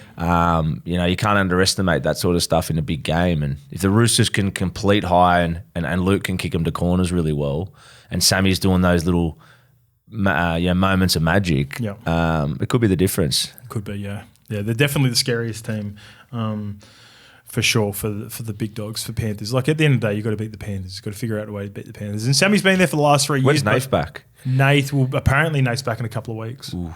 Yeah. Sleeping giant, them. Yeah. You can't see him lose. Like, he's just... Yeah. That's how good he is now, Nath, isn't it? Yeah. He's just and got because, this. like, you know what? We just talked about it before with all levels of play, whether it be Origin or club level, when what's the word? When you haven't done something or there's, like, external pressure through not achieving stuff. Yeah. Now they've just, like... They'll be playing with that much freedom right now. 3 grand finals in a row. If they don't win, mate, no one's going to care. Yeah. No one's going to say they failed, right? Yeah. Like, everyone's like, even though they're the favourites and deserved favourites, if they lose, everyone's going to be like, yeah, whatever. They won 3 in a row. Congrats to whoever won. But there's going to be no pressure. So they're playing with no pressure against every other team that's trying to chase them and beat them as the favourites. That's what makes them still me. It's like Penrith, and then it's Storm and Roosters, and then everyone else. You know what the scary thing is, though, like from people against Penrith and for the positive for Penrith, like Nathan being out has been probably a blessing for the whole team. Yeah. Because he's got this fire back. And as you just said, when you've won 3, surely there's some sort of little bit of complacency. Yeah. Like in history, that's happened. It has to be. But him being out, watching Mitch play Origin, there'd be a little bit of fire in his belly of that competitive half mentality of like, he's got my spot. I'm missing out on these big moments. It's just fueling the fire for Nathan, and for Penrith to get him back with fresh legs, like the great he is with that fire and that eye of the tiger, like it's pretty scary. I feel like for them to go for that 4 in a row, that's Nathan being out sort of had to happen. I agree. Because they needed an edge. They need an edge to get them over the line in those big games to find that little bit of fire. And having Nathan out, like imagine Nathan on Wednesdays watching Mitch take his spot with a chance to win an Origin series, and he's there. It's just fueling all the fire. For as great as Nath is, and he's had a good game at Origin, he hasn't had Origin. He hasn't dominated a series yet, Nath. He still hasn't. And he's, 25, 26, so he's got plenty of time, and he will. Yeah. But you're right, mate. That fuel, sitting there watching people go through Origin series, like even the series that they dominated 3 years ago, Turbo and Latrell got all the credit. Yeah. He misses game 3, so he doesn't get to have like – they end up getting beaten in that game too. Mitch comes in. Like he still hasn't had that series where he's the dude. So he takes out all these fucking frustrations on the rest of the comp. He has a break, comes back. Everyone's fucking – all the main stars are tired from Origin. Yeah. And he's fresh and ready to go and just fucking rips in. It's a good position for them to be in. So good. And the thing is, they're winning without him. Like they still look so good without him. Well, that's the underrated part as well. To be able to win games during this period, there's many games as they do, which keeps them in the top 4 because you can't win it outside the top 4. Yep. History says you can't win. So to keep your roster management, like they played, who did they play the other week? They played the Cowboys, had like 6 or 7 starters. Yeah, the Cowboys had 6 or 7 starters, but to be able to take parts of the season and rest players and even take a loss against a Cowboys team at home, still be sitting second, not bad. Credit to the whole culture and the club there. But big task for the Roosters because that's been my only concern. And I just wanted to get one of your favourite sons to agree that there needs to be a step up to be able to beat Penrith and Storm, considering what they've done. So that was I got you to help out, just ease all the fucking Roosters fans that have been hammering me recently. Will be sweet. All right, mate, just a quick one on the ladder. I've got the ladder in front of me. The way it's shaping up right now, we've got 8 rounds to go, so I thought we'd concentrate on the top 8. You've got the Storm, Panthers, Roosters, Sharks in the top 4. The Bulldogs and the Dolphins are 24 points. The Eagles are on 23. The Cowboys are on 22. That's the top 8 for you. And then on 22, but worst for and against is the Dragons, who are having a good season. Then you got the Knights and the Raiders on 20, Warriors 19, and the Broncos on 18. It's Titans, let's throw them in there. Out of the top 8, and we'll probably start at probably 5 to 8, which team do you have concerns about holding on out of that top 8? I'll let you go as high as you want, actually. Are there any teams out of the Sharks, Bulldogs, Dolphins, Sea Eagles and Cowboys you worry might slip out of the 8 at the back end of the season? I think Cowboys, if anyone, I just think they've been such an up and down team this year. Yeah, they have been, yeah. I still think Manly's a bit of a dark horse. They're they're struggling to find that mojo week to week, defensively especially, but yeah, if Cherry wins this series and then comes back, regardless if he wins or not, he'll perform. But if he's to win this series, come back full of confidence after captaining another winning series, gets his team on the back of him, I can see Manly potentially jumping up. Okay. But Cowboys, I don't know. Cowboys can beat the Panthers on their best day, but lose to the Tigers on their worst day. And that's the issue. You can see if 1 or 2 injuries too, potentially, that they may slip a little bit. Yeah. What about the Dogs though? If you looked at those top 8 teams and actually looked at the roster, the Dogs should be 15. Yeah, yeah. Well, I had them. I had them in the bottom 4 at the start of the season. It says a lot about the jump that you can make with a couple of really good influences at a club, right? Yeah. We've been speaking. He was going to be your X factor, but I guess you appreciate what he's doing at the Bulldogs. Stephen Crichton, he's just a winner, mate. He's a winner. He had the best. I think he had. I'm not even joking. He had like a 90+ winning percentage in the NRL in 100 games. 90 plus, mate. 90 plus. Yeah, crazy. And when he went to the Bulldogs, he wouldn't have lost much in the juniors either, would he? When you think about it, I think he was a bit of a late bloomer. Was he? Yeah, so he wasn't one of those guys that necessarily was a part of that. He wasn't a part of that real dominant Jerome, Nathan, Brian Toto sort of crew that comes through together. Yeah, right. He played rep footy a little bit later on, but I anticipated his winning percentage going from 90 to 70 this year by playing at the Bulldogs, but he's got them 90%. 9 wins, 7 losses. Yeah, it's ridiculous. It's so good. But that was a lot of the Penrith players that debuted. Like Spencer had a really good one as well. Yeah. All those players, they only dropped 2 or 3 games per season in the last 4 years, so it makes sense. Well, that's what they've needed, haven't they? And Serraldo's a winner too. Yep, that's true. He's been, obviously, since he's coached, he's had really good systems. He did have those young guys during the juniors and then they into first grade. Because he had them through 20s, didn't he? And then he's been their mentor. You speak to a few of those younger Penrith boys, they speak glowingly about Ciro. Yeah. They do anything for him. And you can see the way they're playing. Like, it's got a lot to do with, obviously, Crichton's leadership, I think, there. But Ciro's got to take nearly all the credit. I'm sure Mace could have way more to say being involved with the club. Yeah. But, you know, speaking to different guys, saw Marco Emili at the schoolboys comp last week, and they've all just got this real confidence about where the club's going. And for a club that, like we said, probably hasn't got the greatest roster as of now, to be sitting in 5th place and just they're all glowing. Yeah. You see the players after, even when they were losing at the start of the year, they were glowing. I agree. And that's a credit to the system because of the vision. The coaches get painting a picture of where we're going. He's not erratic of wins and losses. He's calm. He's given the boys, okay, this is where we're getting to. Trust me. Trust the process. And they're doing everything with composure. Yeah, that's how I see it. And obviously Crichton, when you've had a 90% win rate, you don't doubt yourself. No. And that rubs off on the group. Yeah. But I think Ciro's got to take all the credit. Yeah, I've had a little bit to do with Ciro through different people, not a whole lot, but a friend of mine was close with him and met him a few times, and he doesn't try and act smart or dress all this, try and play mind games as a coach. He seems straight to the point. He's got a good demeanour. But whatever he's doing, the boys want to follow him. Yeah, it's so good. You mentioned Mace. Mace very rarely gives people raps. On content he does, but behind closed doors, like Mace is really picky about who he, will give a rap to with people that he trusts. Like obviously, knowing what Mace is like, and mate, he's been all in on Ciro from day one. Even when they were struggling last year, like we'll have conversations, and it's hard for Mace. And when you do the podcast and you're an ambassador and being a big part of what that club's done. There were games where he'd go, I need you to speak. Like, you rip into him because I can't, it's hard for me to do it. And he might go too far the other way. Start calling people out like he's done when we've been on the piss before. But yeah, mate, the one thing he's not wavered on since he's been there was Ciro. He's had complete faith in Ciro the entire time, and I can see why now.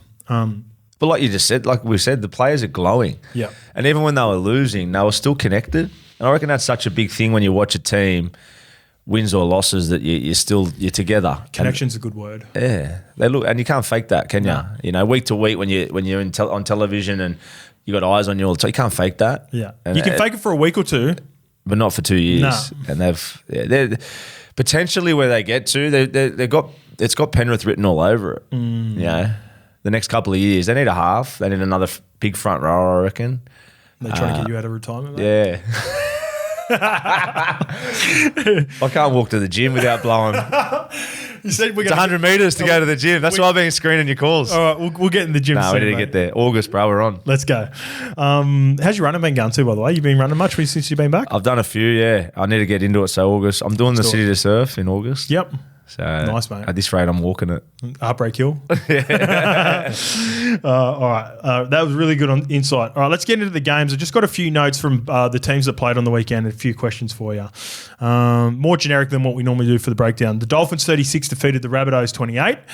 You talked about Katoa as one of your favourite young playmakers in the game. What about the future with the spine? So him, Hamiso Tabuai-Fidow, Cody Nikorima is probably more of a veteran presence for him right now. He's probably not a long-term answer. He's having a good year. And I really like Jeremy Marshall-King. Do you anticipate a drop-off with Wayne moving on next year? Every time Wayne's left, teams have been really talented. For whatever reason, it's just not having that aura there.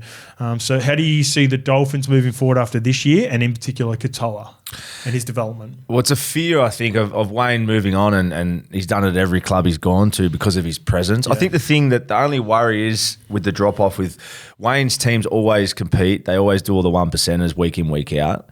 And you've seen when he leaves teams, there's a drop in that. For sure. I don't think the Dolphins can afford to have a drop in that because what's keeping him in games at the moment is that. Yeah. They're a grinding team. I think Nikorima has been awesome for him as a foil.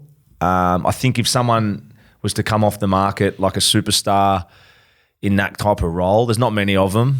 Dylan Brown comes to mind. Player option after 2026 for the rest of the year. So he's got a 2031 contract, but he's got a player option every year, so he can exercise that anytime he wants. So someone like Dylan could be like a key signing there. Obviously, Nikorima's been a great foil. He's done really well. He's been playing great footy there, but he's obviously getting a bit older, and I think they play a solid style of footy. Katoa's going to keep getting better and more dominant as he gets older, but I think with Wayne leaving, if hopefully Wolfie can step up and they can maintain that intensity week to week. But historically, when Wayne leaves, teams, there's a drop. And I don't think the Dolphins can afford to have a drop in that area because, we just said, that's keeping them in games. Yeah.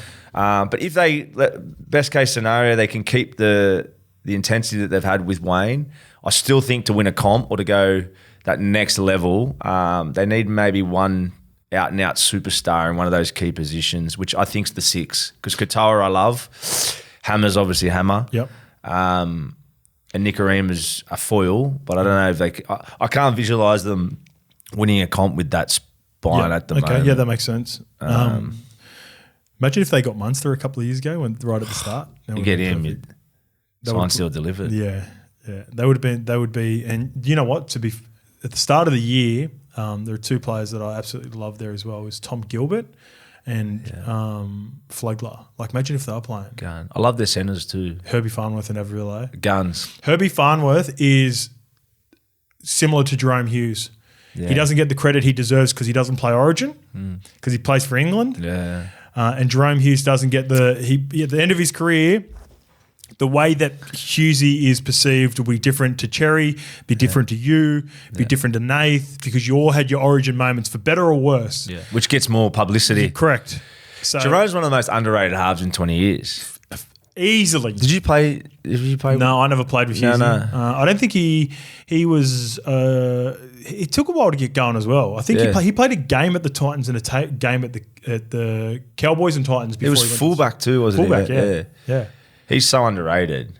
Like week to week, it's his mindset too, isn't it? Like he's so calm. He's a perfect modern day 7. I'd love to speak to you. I probably have, but I'd love to speak to Munster and Pappenhausen about him. Yeah, because I'd love to see what type of guy he is. Whenever he talks, he's so level-headed and humble, but you could tell he's very strategic, and that's the way he plays. He brings everyone else in around the field. He's got a bit of Cooper Cronk about him in a way of being that steady head, regardless of the situation. He just gets the job done. Yeah. And that's such an underestimated quality as a half. It's so easy to be erratic as a half, but he's done it in grand finals. He's done it for New Zealand. And he's so underestimated. His skill set's underestimated. He doesn't probably look as silky, with his passing game as a Mitch Moses or Cherry. It's not as pretty, is it? But he gets it done. Yeah. And he manipulates defence. Really strategic is probably the best way to put it. Yep. You're right. Like when you think about the years that they've been so successful for so long, and they've had so many good halves, like the presence that's been down there the whole time is Bellamy. He's had different assistant coaches. So is he is he a halves whisperer, Belly? Because fuck, they've had Cronk, Orford. Orford was there to begin with. Then they have Cronk, and Gareth Widdop was really good there. Yeah. And then they move on, and you've still got Blake Green plays really well down there. Jerome Hughes, Cam Munster. Yeah. These guys are the ladder. Munster was a fullback before he started as well. Yeah, you might be right. Bellyache's the halves whisperer. Well, he must be. It's all to do with culture and system and all that, and the 1%ers again. But I reckon the thing, credit to Bellamy, and he's got 1 million raps over his years, one of the greatest ever. But every team he has and he adapts, he always creates layers. We keep speaking about it, but to lose those 3 immortals or those 3 all-time greats that they had. You usually have a 5-year hangover. You've got to change he had to completely change his style of play. And then to bring in the new guys and then to be able to almost play a different style but nearly as good in a different way. It's pretty crazy. It's pretty crazy. It is. It's crazy. It is. What about South, mate? They take the loss after Latrell, and Latrell's going to miss a couple of weeks now. What would a pass mark be for their season, considering the really slow start? They go on a run, but now they've got an excuse that Latrell's out. Yeah. What's a pass mark or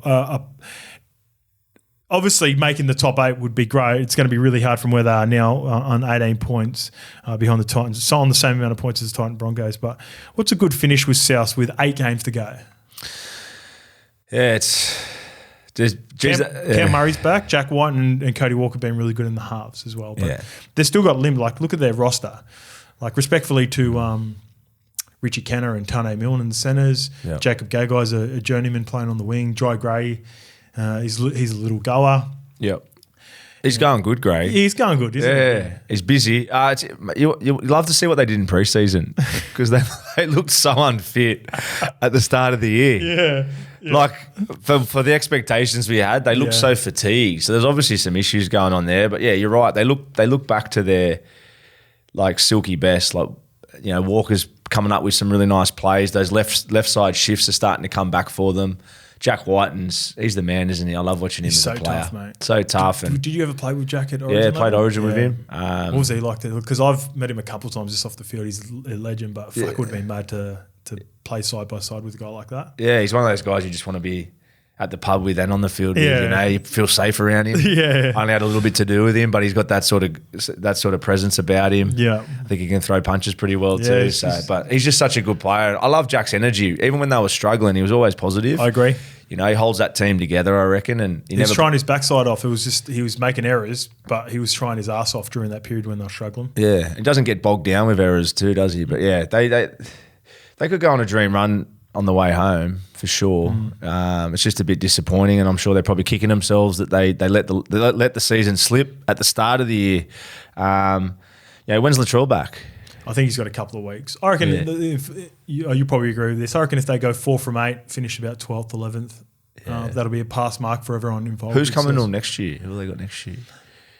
Wayne, that's all that matters. That's big, isn't it? Oh, they've got that Dodd kid from coming over from Super League. We'll get to that a little bit later on. I've got a question around some Super League players for you to finish off. All right, let's get the Sharks 58 defeated the Tigers 6.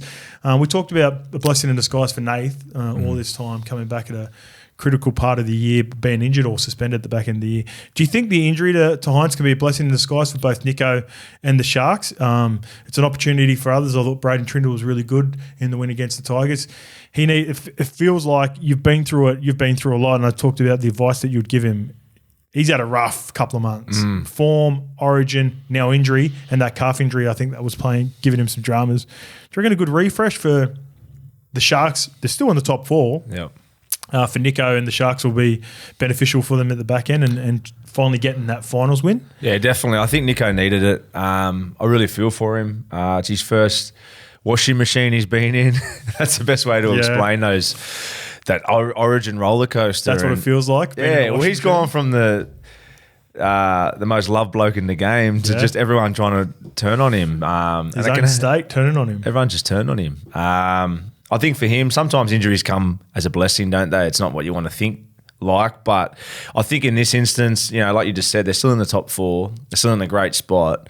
Nico freshened up, getting a bit of perspective, having a look at appreciating and dealing with all the stuff of where he's at around Origin. Yep. He'll come back with fresh legs. I think it's good for Cronulla as well. Like you just touched on Trindle there. I think it's a good opportunity for them. If Nico is out, they need to be able to win without him. Yep. They obviously did a great job on the weekend, but I think for them to win the comp, they need to find, we keep talking about it, they need to find some layers to their game.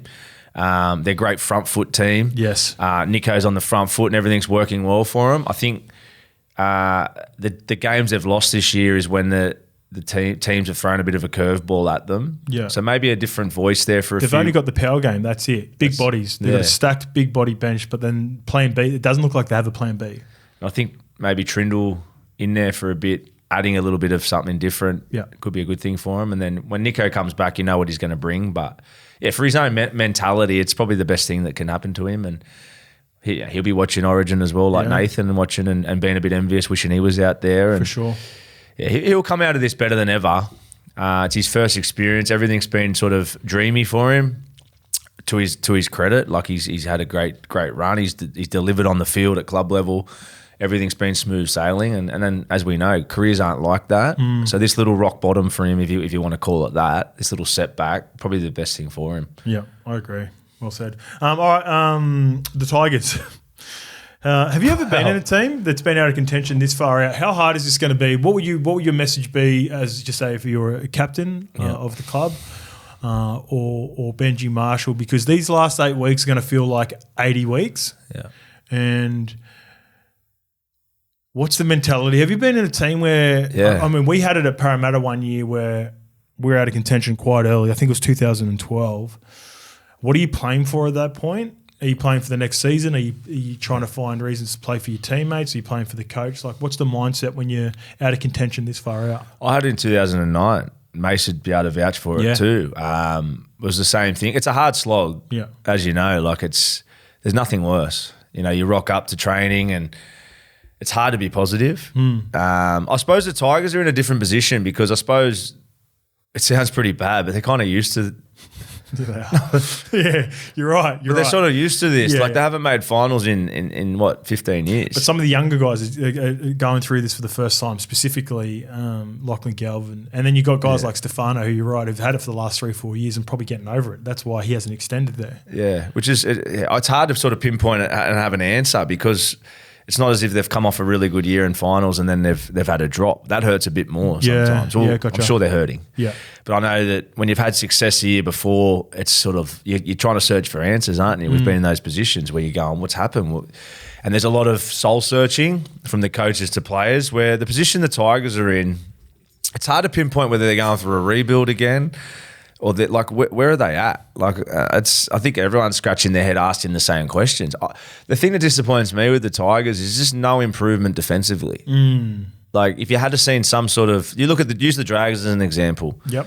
With what Flano's done there this year, like, even though they've had losses at times, you can see so much improvement. They haven't gone back to back though. They haven't had they've had really bad games and blown out, but they haven't done it the next week. So Flano's obviously got a reaction out of them the next week. Yeah, which means they're trusting his process. A bit like what we said with Ciro. He's given them a vision and they're all building towards something. Yeah, good point. Where with the Tigers at the moment, it's harsh to say, but they don't look like a connected team when they're out there. Even with their wrestle, it's a big part of the game now. They're just falling off tackles.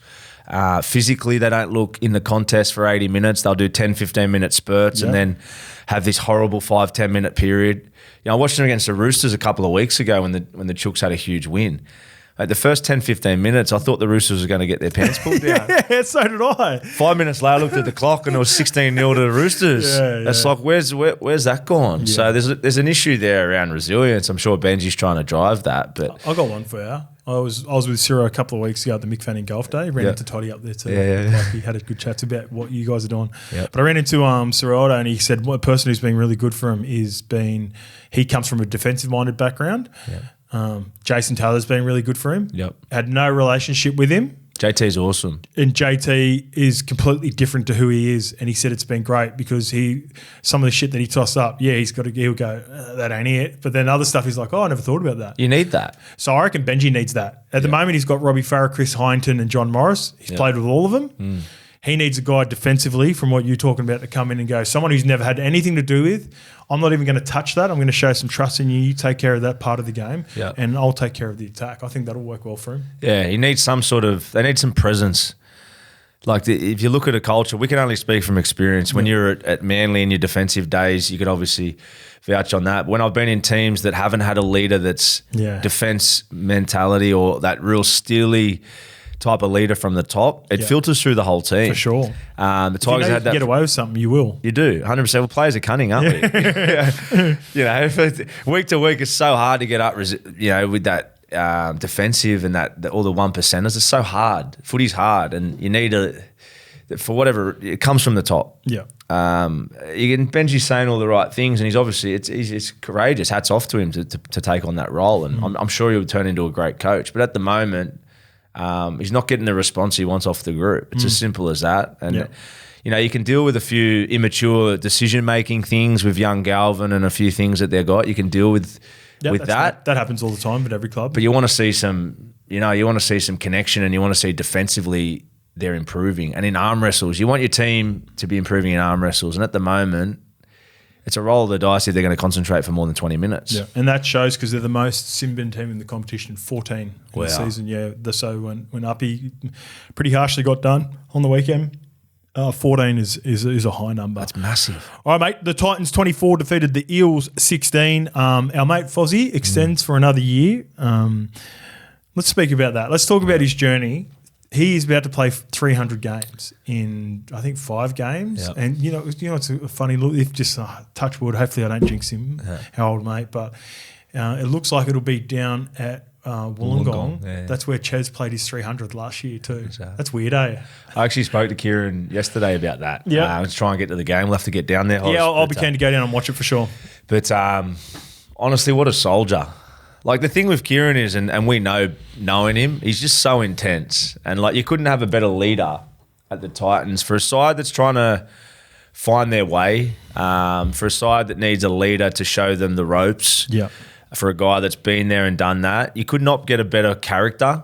And as we know, players as you get older and sometimes other priorities become more of a focus. Yep. Yeah, Kieran deals with so much stuff off the field. He spoke publicly about the issues he's had privately with the family and this year. But every day, every week, he turns up with the most committed attitude. He'd do anything to win. And for a guy that's played nearly 300 games, he stands at the front of that young group and leads from example week in, week out. And he's still playing unbelievable footy. Mate, he still digs into the line like he's a 19-year-old, 20-year-old Foz. He must be tired. He must be, mate. He must be. He's such a warrior. The other day, like if Kieran was playing in a side that was a top 4 side, I still reckon he's getting spoke about as one of the better. Yeah. People are still giving him plenty of compliments, but if he was in a side that was the responsibility was more balanced out, I still think he's got 4 or 5 years in him. Mate, he's the same as Hughesy. Yeah. Like, imagine if he goes through that period, growing up here, moving from New Zealand at a younger age, playing with you and the juniors. Yeah. Imagine if you and him teamed up 7 and 6 and he played Origin for I guarantee, not guarantee, that's a strong throwing guarantees out against that team. But I feel like you would have been so much better served having him as your partner during those Origin years. Yeah. And you might have jagged a couple. You probably wouldn't have stopped the entire 8. Yeah. But you might have stopped a couple more if you just had that presence of him. And his legacy, because he's been banged up, he's had his off-field stuff like you talked about. Yeah. His legacy has always been a little bit checkered because of that. But anyone that's ever played with him, the greatest compliment you can get is from players that have played with someone, and you've got that as well with players that have played with you, and he's definitely got it in spades. Anyone that's played with him, and what he's doing with that team, there's games he's coming up with 2 or 3 try assists, like talking specifically halfback play, but he's controlling their whole attack. He's bringing all Campbell and Brimo, these guys into the game and giving them so much direction. And it's underestimated because I wouldn't say that he's got the biggest pack, especially with Tino out. He probably hasn't got the biggest pack to play with up there. So it's a different – talking to him, it's a different challenge than probably what he's had. Obviously, Manly days, you had a world-class team. Yep. He's gone through different sides. I've been as a half in those situations. Footy's easy in a different way when you're playing with really good players in a big pack. He's going up there and having to probably change his style as a veteran and doing an unbelievable job at it. You know what used to got a lot better at because it wasn't natural for you guys. I wouldn't call you introverts, but you weren't even though you were thrust into the spotlight so early, it didn't naturally, the way you used to communicate, now you doing this and then him speaking to the media, that didn't come natural to you guys early on, eh? You have to build into that, you have to feel confident in who you were. Yeah. Fozzie's got that in spades now. He knows, if you ever get a chance, watch his post-match press conferences with Desi. Yeah. Fucking so funny. Yeah. And just because if you know his personality. Yeah, he's quiet, Kieran, isn't he? Yeah, and the back and forth that they still have with media, especially obviously after a win. I find that's definitely a part of his journey in his game that's improved so much, how more open he is. And that comes with experience. You start to feel more sure of yourself as a player, therefore you get better as the years go on. It'd be good to go on a long road trip with him and Des in the car, wouldn't it? Imagine them just 2 out.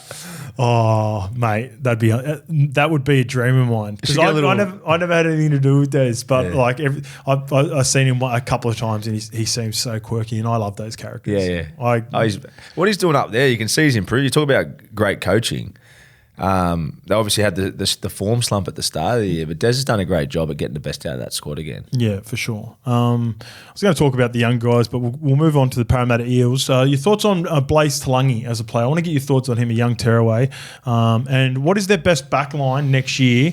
If they manage to keep him, because he's still going through negotiations right now. You got Lomax who's arriving as well, and there has been reports that the vets that are under the most pressure now with roles arriving has been Gutho, Regan Campbell-Gillard, and Maddo. But Gutho's been quite open and honest about, he's willing to move to make an allowance for Blaze Talangi, who looks like a fullback, mate. I think his best position is a fullback, and then you could potentially see Gutho move to the centres or the wing. Yeah, I think that's probably what, from my perspective, you'd probably put, if you're going to put Gutho there, you'd put Blaze at fullback. The beauty of that is they've got a bit of depth now where he can cover halves if needed. You're going to have injuries during the season. Lomax into the centres. You got Sivo there. The other winger, who would you put? They got. So maybe Lomax comes and plays wing. Is that the reason he went there, but to play centre? Probably not. but I'll throw you out my back line and see what you think. Yeah. I reckon Blaze Talangi fullback. I think you've got to get him on ball. Yeah. You know what it reminds me of? When Hainsey was coming through, right? Yeah. Hainsey would come and started on the wing and he was just way too good to be on the wing. Yep. So we needed him getting ball. At that point, before Hainsey moved to fullback, we had Birdie, who was rock solid. Birdie had played a lot of wing. Then he goes to fullback for a couple of years and was going really well. Yeah. They moved Birdie back to the wing, so I can see a world in which they move either Gutho or Lomax in the wings. I like Penasini. Yeah, Penasini goes good. Penasini right centre, Gutho maybe left centre, Zach Lomax right, with Sivo on the left. I still think even with all that, they need to come up with a different style of footy. Yep. I think they're predictable. We keep saying it about layers, but I think the only way to compete with these top four sides is you have to have some sort of edge. You need to be able to defend well, obviously, as we kept saying, and have that defensive culture. But you need to have layers to your game, and maybe it's a good move to. Gutho's a great competitor, and he's been a superstar there, hasn't he? But maybe bringing someone like Blaze in there is maybe going to give him a little bit of a different dynamics. I'd like to see Dylan get way more involved too. Yeah. I don't think it's on him as such. I feel like the style of footy they play, Gutho's more the dominant. He gets a lot of touches there. And as I said, he's been a superstar and he's their heartbeat out there and a great player. But I'd love to see Dylan, maybe watch some Munster video of Munster a bit there or get Rylesy to get in there and really work with him to get him more involved. Like the more touches he has, he's a great player. A couple of years ago, he had probably his best year, and he was right up there with try assists. And it was playing wide fours with Sean Lane. He was getting to the left post, having a wide four, could come off his left foot really well, which is probably his best attribute. But then he was playing short to Laney, and Laney's big body, and they were wrapping around. Although he was dangerous there, Laney. Yeah, Laney was having a good season, so that's been a big part of it as well. But I understand what you're saying. They need to maximise what they're getting out of Dylan Brown. Yeah, well, they got big outside backs too, like Sivo, and I'd love to see their outside backs get busier. Yeah. Like they look to me like one pace a lot. Obviously, 2 years ago they had a really good season. Yeah.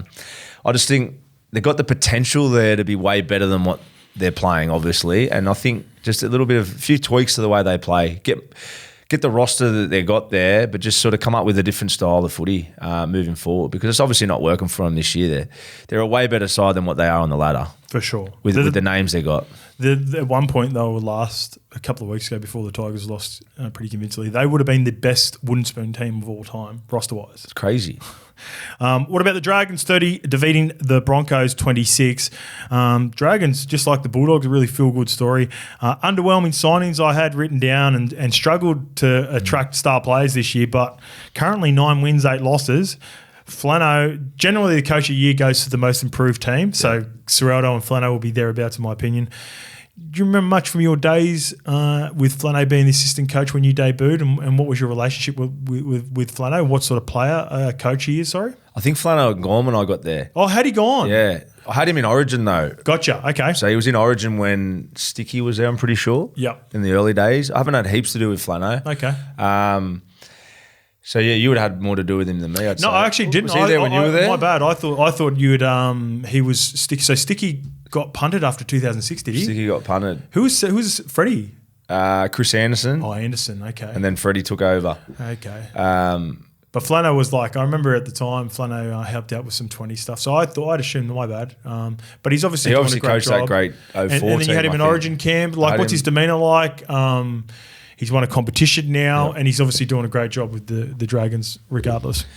Flano. I think Flano's, as you just said, him or Ciro for Coach of the Year. I think the improvement you see with Flano is that he drives that defence mentality in all the effort areas. But the great coaches actually get the players to do it, don't they? Yeah. That's the thing. A lot of coaching, you hear different coaches talk about.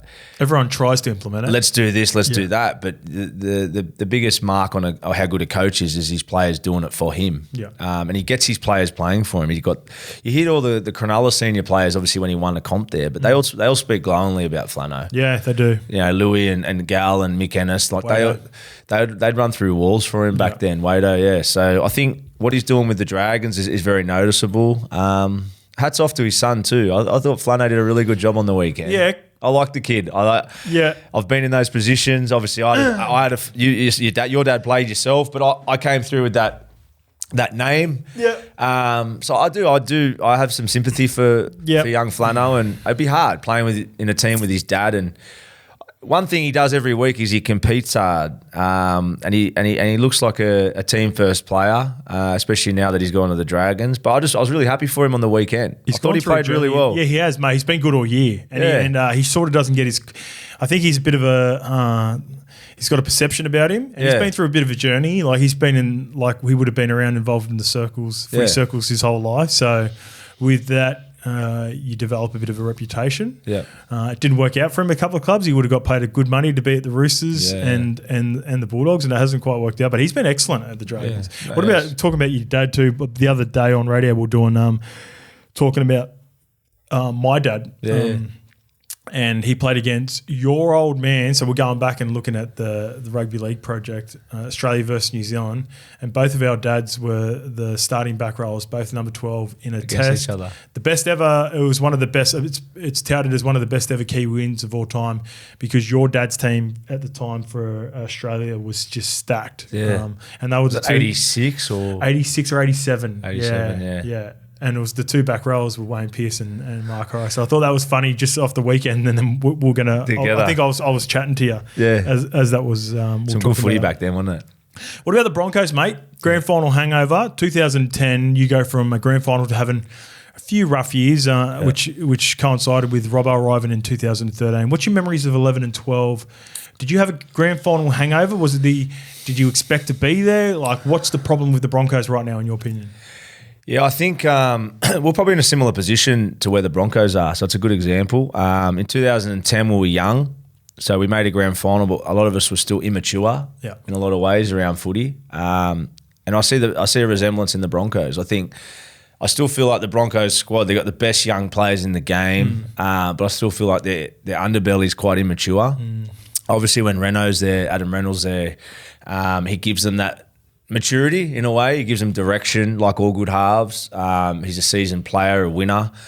So when you take Renault out, I still think it's there when Renault's there. Yeah, so but he puts a few band-aids over their few weaknesses, and then when you take Renault out, it's so obvious. In 2010, we were similar. We sort of probably didn't have an identity. We were playing off natural talent, which is a resemblance of Broncos. And then 2011, it sort of got highlighted because maybe the desire or the bounce of the ball doesn't go your way as much.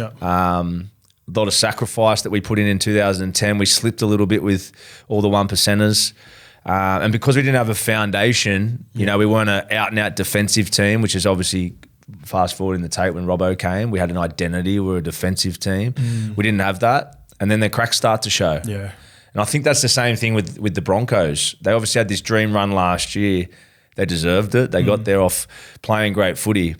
There was always still that little bit of doubt where underneath it all, whether they've got the foundation. And I don't think they do still. If you were watching last year and you thought Broncos are probably the second best team in the competition, but they can't beat the Penrith Panthers 10-6, 12-8. No. They would have to win a shootout. 28-26. You know? Yeah. And that's the sign of it. Like that's the frustrations you talked about with Cronulla. Because you knew you had to beat Cronulla in that way, didn't you? Yeah. And you need in history or even, like you go back to the last 2 years, if you haven't got a foundation defensively, do you?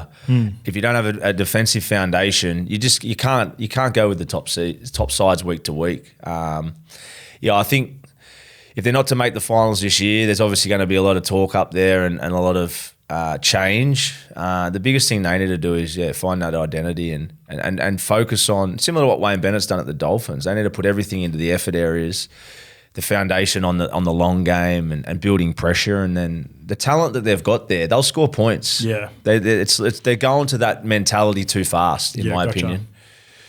I got to know exactly. It's bad. It's a bad thing though, isn't it? That for the game, for the club that they are, that the fact that the roster that they've got and the potential and all the talk before the season of where they're going to get to, it's been really disappointing. There are two clubs that remind me of this, and they still struggle to get over that hump this year. It's Souths and Parramatta last year. They had too much talent in their rosters. They still have too much talent in their rosters not to be playing finals. It's a letdown to have them not in the finals. And now the Broncos are a part of that. They're a team that are way too talented. So all that stuff makes sense because, it's hard to win year in, year out. And if you drop your standards by a little bit and you don't have that defensive mentality, then that's what you get. The last game, the Seagulls 44 defeat the Knights 6. I was critical of the move of Tommy back to fullback because I thought he looked hesitant last week. But I think there's a world in which he can play a Latrell type role. And what I mean by that is Latrell's not going to run 300 metres like Dylan Edwards or James Tedesco. But he's going to give you 100 and he might put on 2 or 3 try assists and score a try himself. And that's hard for Tommy because Tommy wants to be a combination of both, in my opinion. Yep. But if he can pull back like yesterday, and there was even times where it was like he wanted to insert himself a little bit more, can you envision a world that Manly is successful with Tommy playing like that? Or do you think naturally his, not ego is probably the wrong word, but his natural instincts that take over and he just wants to be on ball like all the top tier fullbacks in the competition?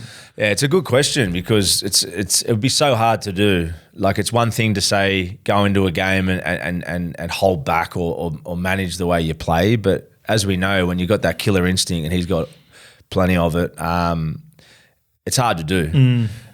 He wants to be involved. His greatest strength is seizing opportunities. You know, you can see him when he's feeling something, and when he's got that, when he's in that zone, he grabs the game by the scruff of the neck, and he owns those moments. So it'd be very hard to tell someone like him to manage himself through a game. Yeah, especially at this point in his career. Maybe when he's older, but that's true. They need him at fullback to win a comp, I think. Yeah, for sure. You know, him at fullback, he just opens up everyone else around him. As a centre, though, he's world class too.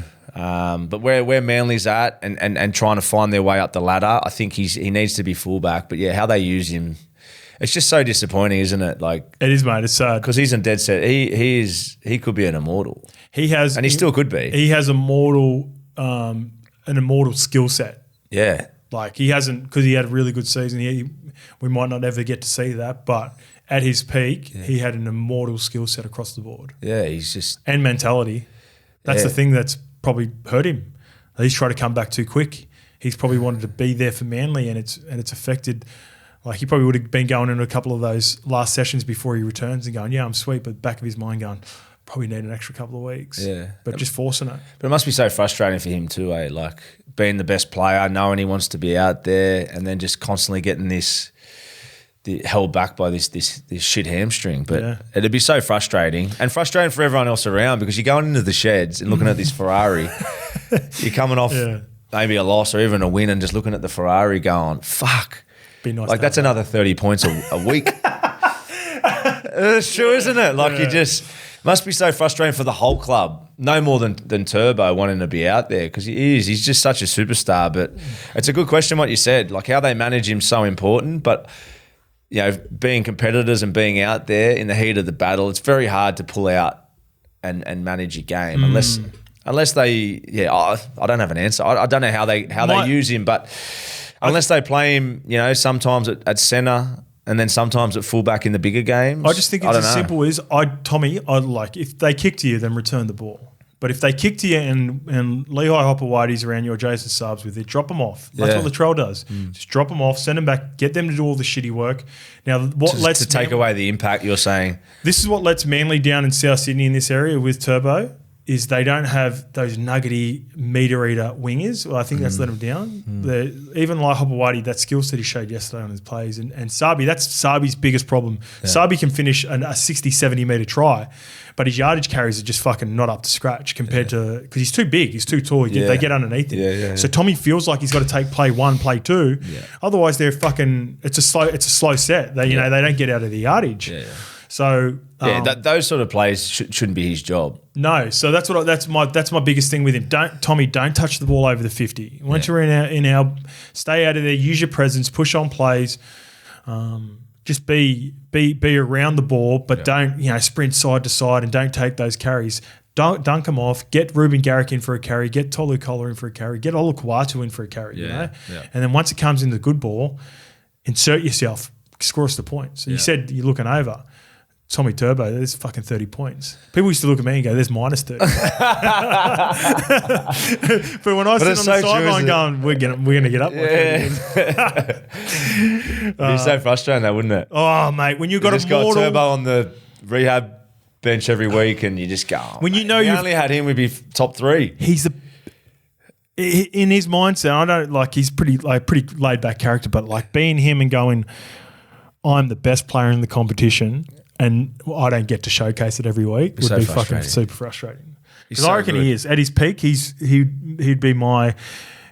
Everyone's fully healthy. You rate all the players from scratch. From what I've seen in the last 10 or 15 years of the players that currently played, I'd pick Turbo in a heartbeat over anyone. And his size too, isn't it? Anyone. Like he's got the Skill set. speed, but like having a fullback that big out the back of a 3-on-2 when I'm defending, Yeah. and you got someone that's 6'4" and can run over the top of you. Yeah. GI is probably the only example. Yeah, man.